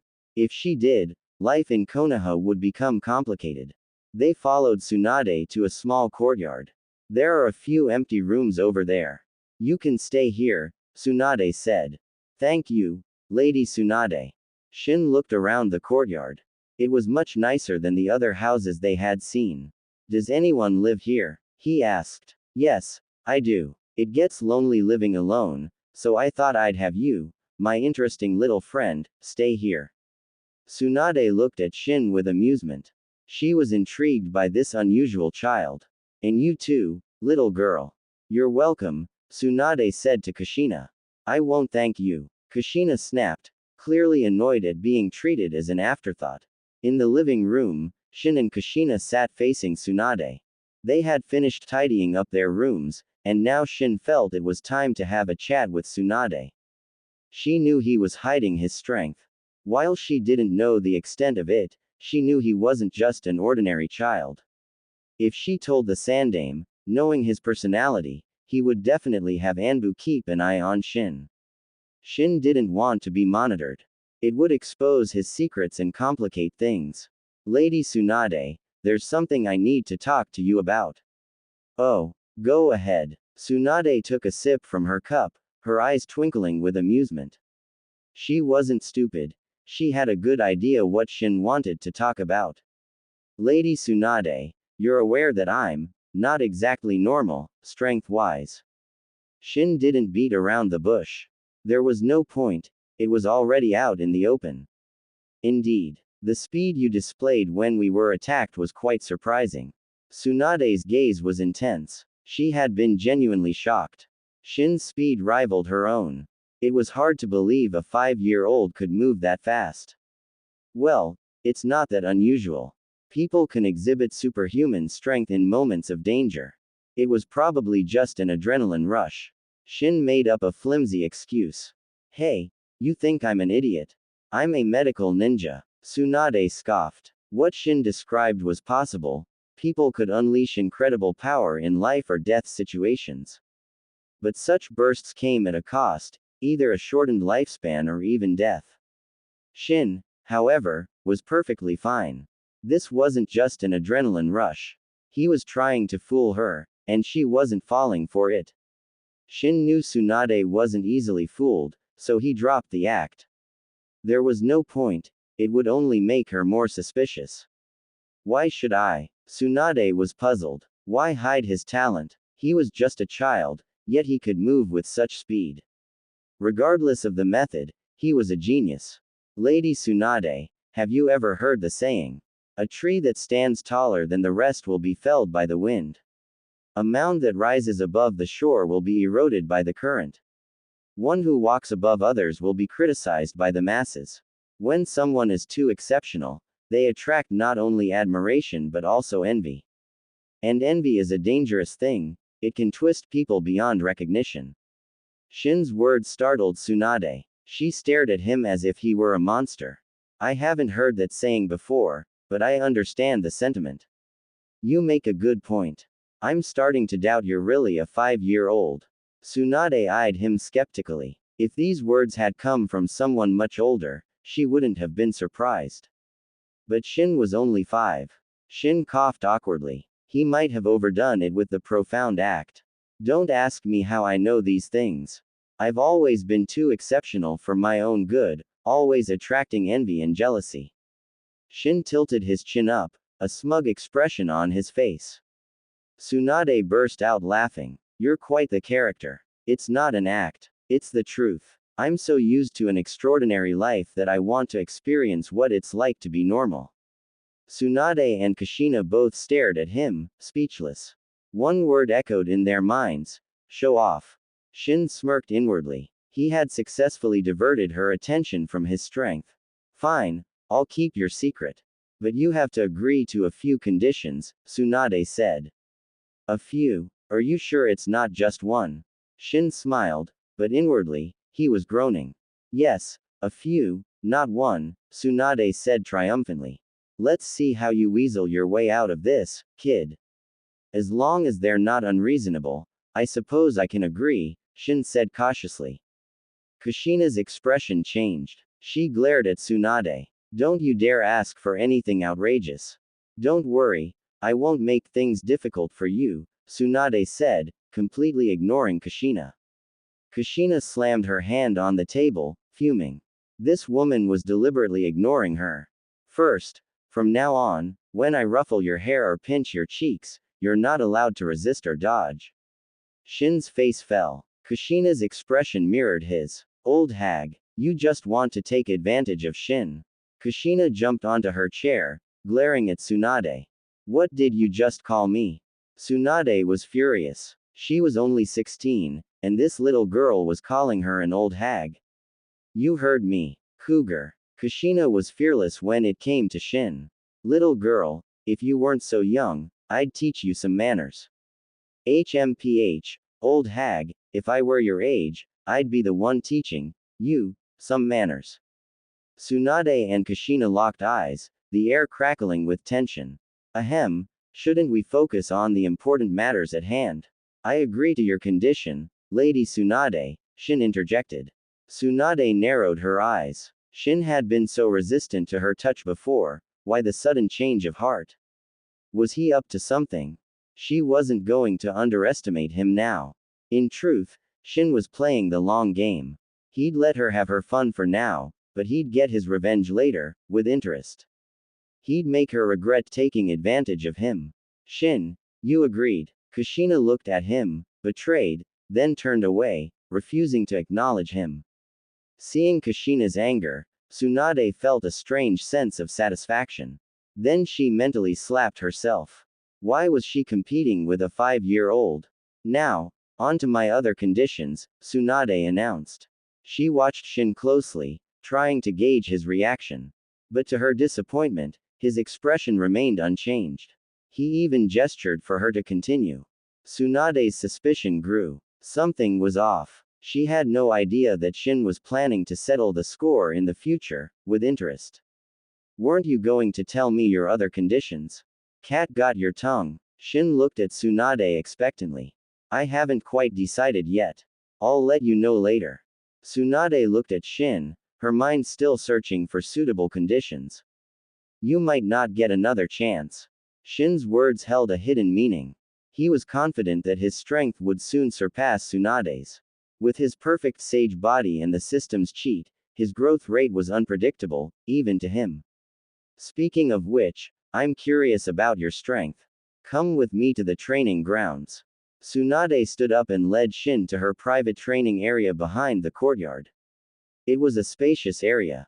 Kushina trailed behind them, her cheeks puffed out like a disgruntled chipmunk. She was still sulking. All right, Shin, let's spar.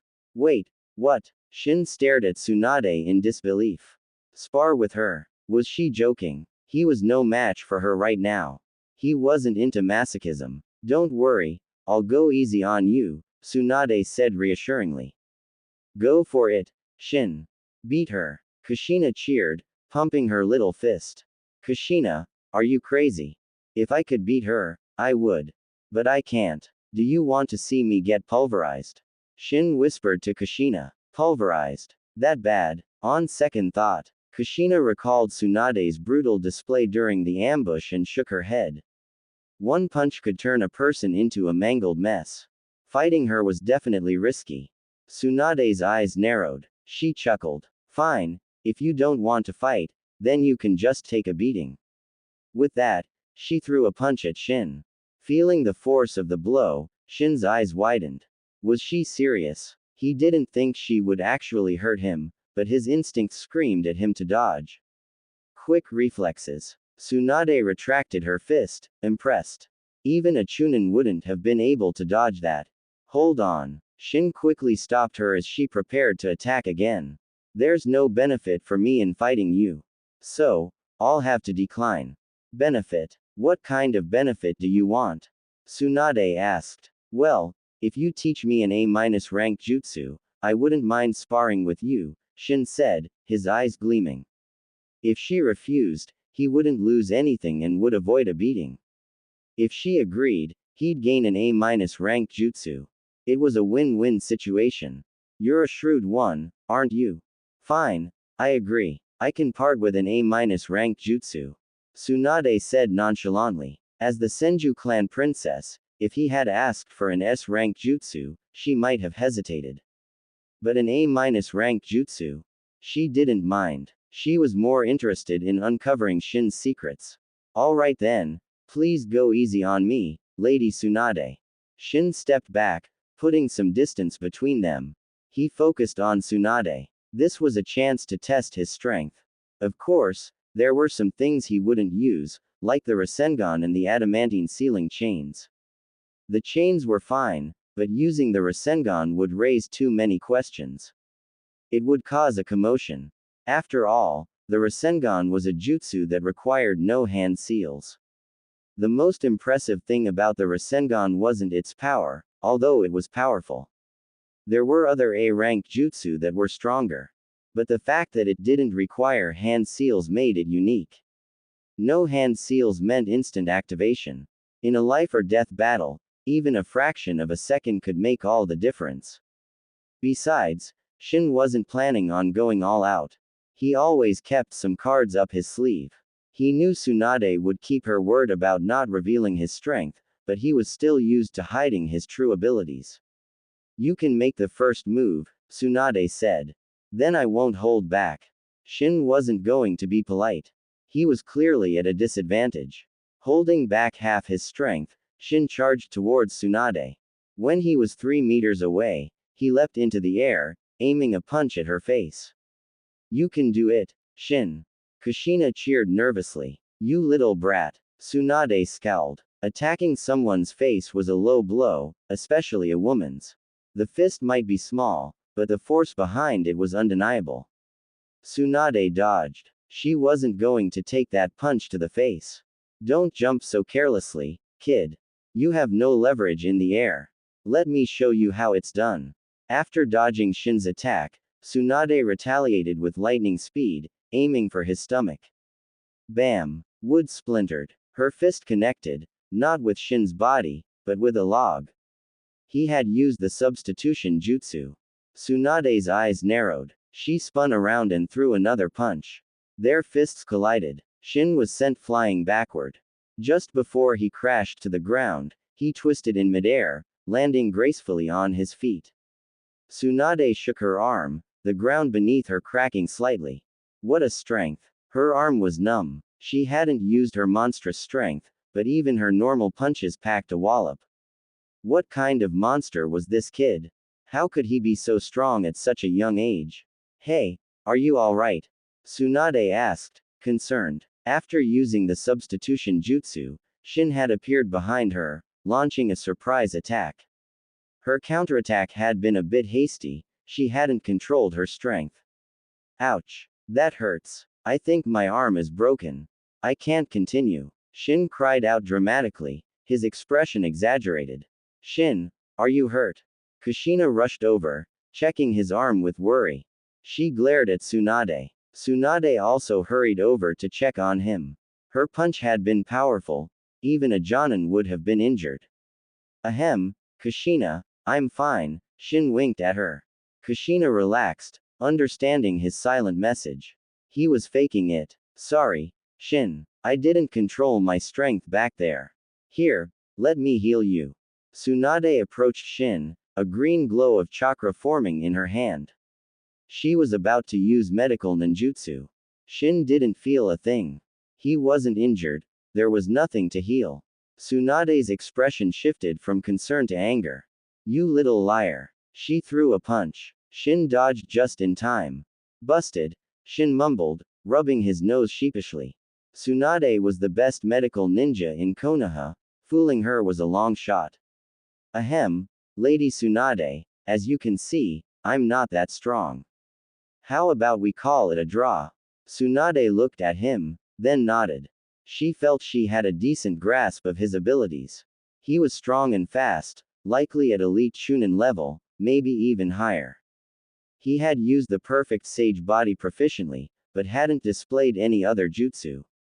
It was hard to gauge his combat experience from just a few exchanges, especially since she hadn't gained the upper hand. She watched Shin chatting with Kushina, seemingly unharmed, then flexed her slightly numb arm. Monster, she thought. No wonder he wanted to hide his strength. If it were exposed, it would only cause him trouble. If only she knew he hadn't even used his full power. Lady Tsunade, about that A-rank jutsu. Shin looked at her expectantly. I keep my promises. What's your chakra nature? Tsunade asked. No need to ask, Lady Tsunade. I want to learn the multi-shadow clone jutsu. Shin had already decided. The multi-shadow clone jutsu would be incredibly useful to him. The multi-shadow clone jutsu. Tsunade frowned. You should choose another jutsu. The multi-shadow clone jutsu is dangerous. It's forbidden. The multi-shadow clone jutsu could be fatal if not used carefully. Tsunade was hesitant to teach it to Shin. Lady Tsunade, I understand the risks. I'm an Uzumaki, remember? Shin smiled. The multi-shadow clone jutsu would accelerate his training significantly. He already had the shadow clone jutsu, but creating clones one by one was inefficient. Fine. I don't know why you want to learn this jutsu, but I'll teach you. Just promise me you'll be careful. Seeing his insistence, Tsunade agreed, but she stressed the dangers of the jutsu. Even for an Uzumaki with large chakra reserves, it was a jutsu to be treated with caution. I haven't learned the multi-shadow clone jutsu myself, but I have a scroll with the training method. Here you go. Tsunade pulled out a small scroll and handed it to Shin. You're just going to give me the scroll and let me figure it out myself. Aren't you worried I won't be able to learn it? You have the scroll, it's up to you to learn it. Honestly, I'd prefer it if you didn't, Tsunade said bluntly. Shin shrugged. Not learning the multi-shadow clone jutsu wasn't an option.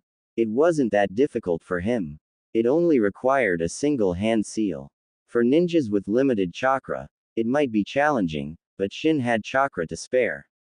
Oh, I almost forgot.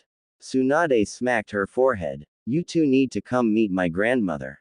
Shin's heart skipped a beat. Tsunade's grandmother was Uzumaki Mito, the wife of Hashirama Senju and a former princess of the Uzumaki clan. Mito knew all the Uzumaki sealing jutsu and was the previous Nine Tails Jinchuriki. She must be powerful. Shin guessed her strength might even surpass the Sandame's. Of course, this was just speculation. Perhaps she wasn't a combat specialist. Tsunade called the other 3 Uzumaki survivors. They were all going to meet Mito. They followed Tsunade deep into the Senju compound, arriving at a small, elegant courtyard. There, they met Uzumaki Mito. She looked quite old, which made sense, considering she had lived through the Warring States period. But Shin was confused. Didn't Mito have the strength of 100 seal? Why did she look so old? The strength of 100 seal was an S-rank jutsu that allowed the user to store chakra in their forehead, marked by a diamond-shaped seal. When needed, the stored chakra could be released by using the release technique. And it had another benefit that women would kill for: eternal youth. Mito knew the strength of 100 seal. Why didn't she use it to maintain her youth? Perhaps she no longer cared about her appearance. After all, she was nearing the end of her life. Why bother with such superficial things? Grandmother, I'm sorry. The Uzumaki clan. Only these few remain. Tsunade hung her head, unable to meet Mito's eyes. Mito sighed. She hadn't expected the Uzumaki clan, with its 1,000-year history, to meet such a tragic end. Her gaze swept over Shin, Kushina, and the others, finally settling on Shin. Shin felt a strange sensation as Mito's eyes locked onto him. It was as if she could see right through him, even more so than the Sandame. Mito gave Shin a kind smile. What's your name, young man? Uzumaki Shin. Shin met her gaze. He could sense no hostility from her. Shin, I can sense an extraordinary power within you. I hope you use it wisely, Mito said, her voice solemn. Extraordinary power. Tsunade looked at Shin, surprised. Shin's heart pounded. Was she referring to his perfect sage body? Had she seen through him? Then he remembered Hashirama Senju, who also possessed a perfect sage body. And Mito was his wife. It wasn't that strange for her to be able to sense something like that. In truth, Mito didn't know about the perfect sage body. She simply sensed a life force within Shin that was similar to Hashirama's, vast and vibrant. After a short visit, they left as Uzumaki Mito retired to rest. Hey, my grandma said you have some extraordinary power. What is it? You seem to have a lot of secrets. Tsunade fixed Shin with a curious stare. How should I know? Shin shrugged, feigning ignorance. He couldn't reveal his perfect sage body. Besides, even if he did, no one would understand what it meant. Yamato's wood release, for example, was only slightly stronger than regular jutsu. It was even dubbed pseudo wood release. Speaking of the Senju clan, they must have some wood release jutsu scrolls left behind by Hashirama. Shin was eager to see them. He didn't have the wood release Kekkei Genkei yet, but he was confident that with enough research, he could develop it. Not the watered-down version Yamato had, but the real deal, like Hashirama's. Shin, what are you thinking about? You're about to walk into a wall. Kushina pulled him back, snapping him out of his thoughts. Shin stared at the wall in front of him, embarrassed. If Kushina hadn't stopped him, he would have walked right into it.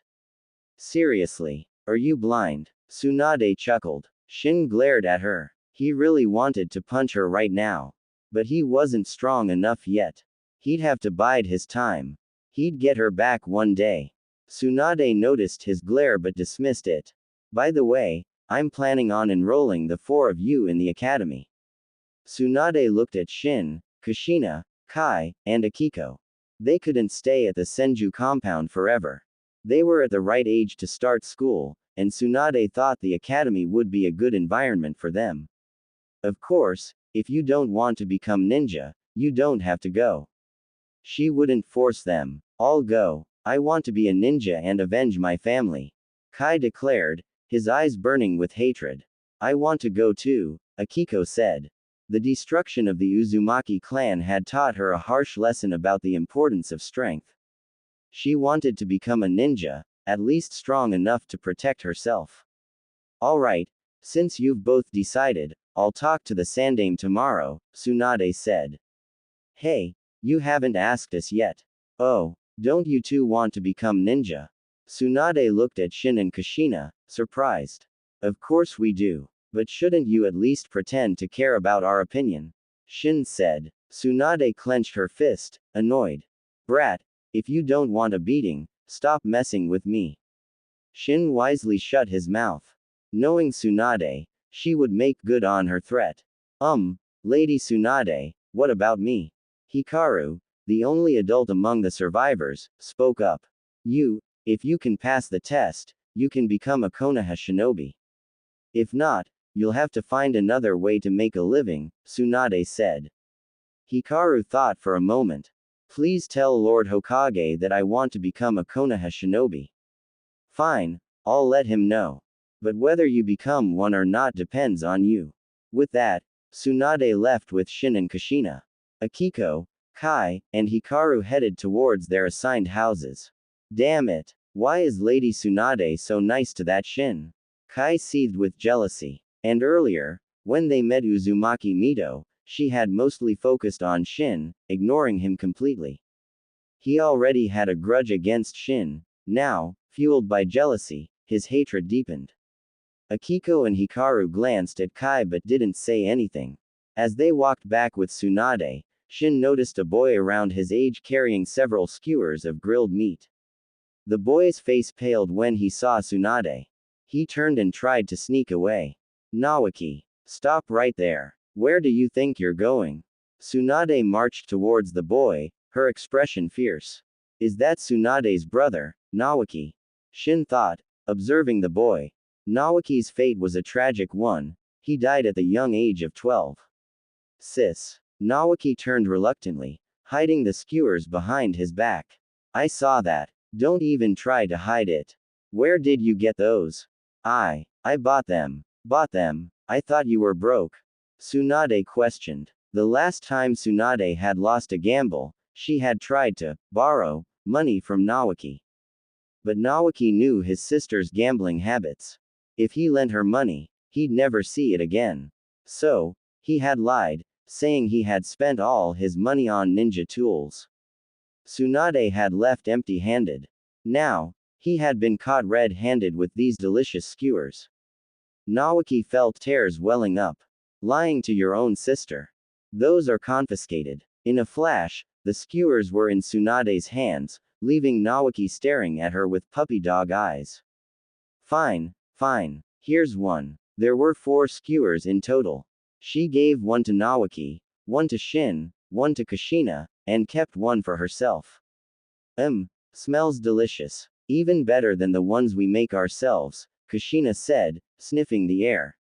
Yeah, not bad. And they're huge. Shin took a bite. They were indeed delicious, better than anything he could make.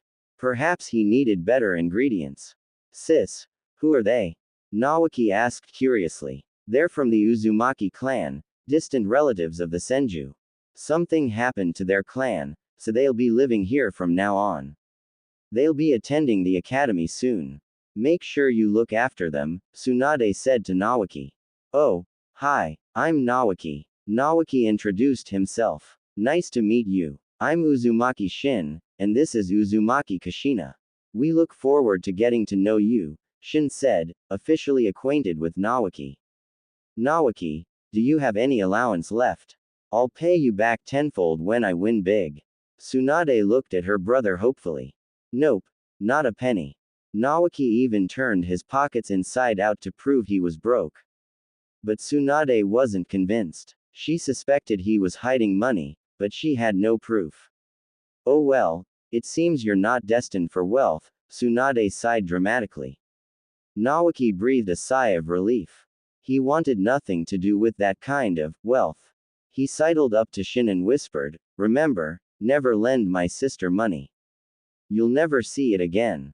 Then he scurried off, afraid Tsunade might overhear. Doesn't he live with you?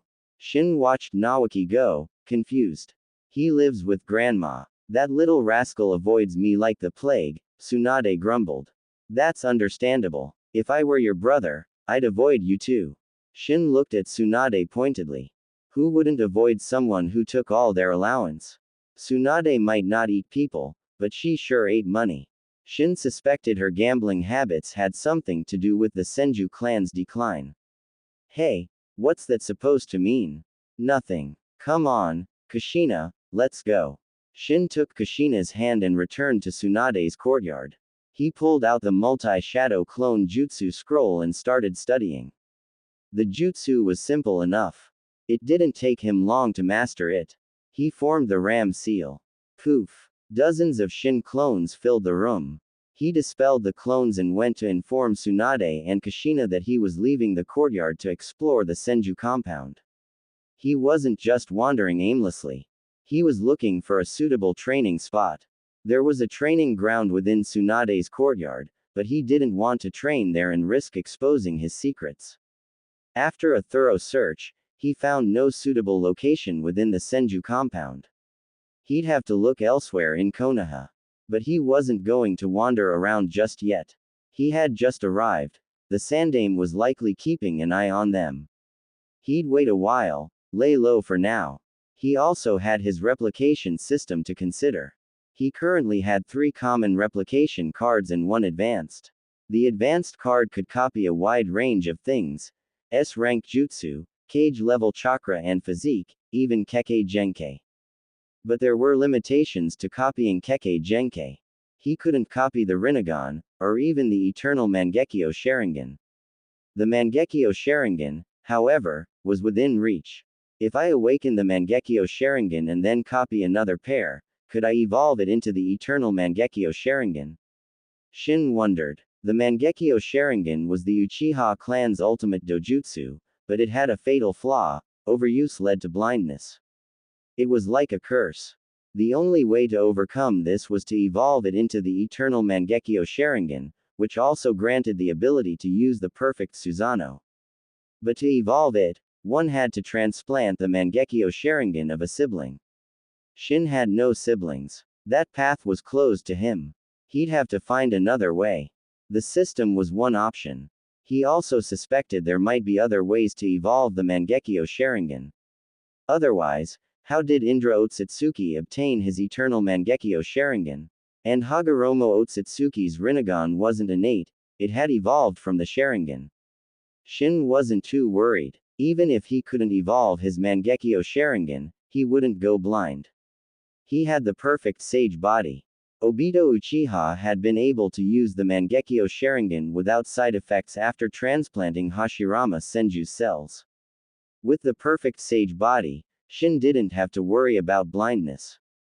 But even so, he still wanted to evolve his Sharingan into the eternal Mangekyo Sharingan. He coveted its power. The perfect Susanoo was practically invincible. And with the eternal Mangekyo Sharingan and his perfect sage body, he could potentially awaken the Rinnegan himself. Just the thought was exciting. But it was too early to think about that now. His Sharingan was only at the 1 Tomo stage. It would take time to reach the Mangekyo Sharingan, and even then, evolving it wouldn't be easy. By the time Shin returned to the courtyard, it was already dark. He had dinner and went to bed. The next day, Tsunade took Shin, Kushina, Akiko, and Kai to the Ninja Academy. The academy had been founded by the second Hokage, Tobirama Senju. It's already been a while since the semester started, so you'll be joining as transfer students. If there's anything you don't understand, don't hesitate to ask your teacher. Tsunade instructed them. Tanaka-sensei, these children are in your care now. Don't worry, Lady Tsunade. I'll take good care of them, Tanaka-sensei assured her. After entrusting the children to Tanaka-sensei, Tsunade left. As an elite Jonin, she was a busy woman. They followed Tanaka-sensei to their classroom. Shin spotted Naoki immediately. Hey, Shin, Kushina. You're in our class, Naoki exclaimed, jumping up. Naoki, sit down, Tanaka-sensei scolded. Naoki obediently sat back down. Despite being the grandson of the Shidaime Hokage, he still had to behave in class. We have 4 new transfer students. Please welcome them to our class, Tanaka-sensei announced. The other students looked at Shin and the others curiously. Red hair was rare, to have 4 at once was unusual. No, wait, there were 5, including the other red-haired student already in the class. Choza Akamichi. Why don't you all introduce yourselves? You first, Tanaka-sensei said, pointing to Shin. Shin shrugged. I'm Uzumaki Shin. I like beautiful girls and dislike creeps. That's all. Tanaka-sensei's lips twitched. That was certainly an interesting introduction. Uzumaki Shin, don't you think your introduction was a bit short? Shouldn't you talk about your dreams? Tanaka-sensei looked at Shin expectantly. Dreams are fleeting. That's why they're called dreams. Just keep them to yourself, I say. Alright, next. Tanaka-sensei shook his head and turned to Kushina. Kushina looked at the class, feeling nervous. Shin gently squeezed her hand, reassuring her.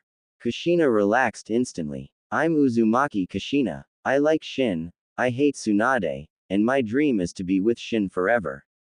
Kushina declared boldly. The class erupted in gasps and whispers. Such a forward declaration. She hates my sister. Nawaki gaped, shocked that Kushina disliked Tsunade. Tanaka-sensei sighed. Kids these days were so precocious. Shin looked at Kushina, who had buried her face in her hands, her cheeks flaming red. Ahem. Settle down. Tanaka-sensei cleared his throat and sternly called for order. You two, find an empty seat. Shin scanned the classroom. The only empty seats were at the back, so he led Kushina there. Akiko and Kai gave their introductions. Akiko's was unremarkable. She came across as a shy, timid girl. Kai, on the other hand, simply stated his name coldly, giving the impression that he wasn't approachable. They all have the name, Uzumaki, and the same red hair. Are they all from the same clan? A boy with a pineapple-shaped haircut and bored eyes glanced at them. Shikaku, you're awake. That's a rare sight, Inoichi Yamanaka, sitting next to Shikaku Nara, remarked. I didn't want to wake up, but you were all so loud, Shikaku grumbled. Hi, I'm Uzumaki Shin. Nice to meet you. Shin, settled in his seat next to Kushina, greeted the girl with beautiful black hair sitting next to him. The girl looked surprised, then gave a gentle smile. Hello, I'm Uchiha Mikoto. Nice to meet you too. Shin froze. He had only greeted her because she was pretty, but he hadn't expected her to be Uchiha Mikoto. But something wasn't right. He looked at Kushina, then back at Mikoto. Were they the same age? No, that couldn't be right.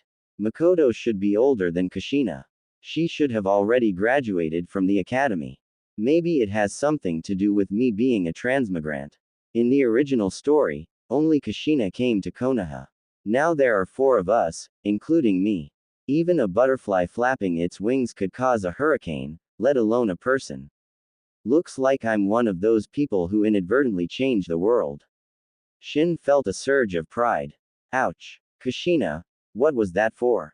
Shin looked at his arm, which was turning red from Kushina's pinch. HMPH, you lecher. Kushina glared at him. So that was why he had chosen this seat, to be next to this pretty girl. Shin felt wronged. He admitted Mikoto was pretty, but he was just being friendly. He wasn't a pervert. He didn't have any inappropriate thoughts about little girls. He couldn't understand Kushina sometimes. But then he remembered Kushina's bold declaration in front of the whole class. She was definitely jealous. Kids in the ninja world really did mature fast. Obito had a crush on Rin before he was 5, and Sakura was infatuated with Sasuke at 6. Uchiha-san, why are you sitting at the back? Shin was curious. It wasn't common for girls to sit at the back. At least, that hadn't been his experience in his past life. The back was usually reserved for the tall kids and the troublemakers. Because no one wants to sit with me. Mikoto gave a wry smile. Everyone avoided her, so she had resigned herself to sitting at the back. Why? Kushina, her jealousy momentarily forgotten, was also curious. You're not from Konoha, are you? Mikoto asked. Wow, you're amazing. You figured that out right away. Kushina exclaimed. Mikoto shook her head. I'm from the Uchiha clan. That's why they avoid me. Kushina looked at her, confused. Shin, however, had an idea. The Uchiha clan's reputation in Konoha was complicated. They had basically offended every other clan and even the civilians. The Uchiha were known for their arrogance. Mikoto didn't seem arrogant, but it was a common trait among the Uchiha. Their arrogance made them unpopular, and their tendency to act superior only worsened things. The Uchiha clan was in charge of the Konoha police force, an important department responsible for maintaining law and order within the village. This position required them to interact with the other clans and the civilians. For other clans, it would have been an opportunity to build relationships and gain favor. For example, if someone from another clan committed a minor offense, they could turn a blind eye and earn their gratitude. But the Uchiha, with their strict adherence to the rules and their tendency to escalate minor offenses, had made themselves unpopular. And when it came to their own clan members, they were lenient, often turning a blind eye to their wrongdoings. This behavior naturally led to resentment from the other clans and the villagers. But the Uchiha clan was powerful. With the decline of the Senju, they were the strongest clan in Konoha.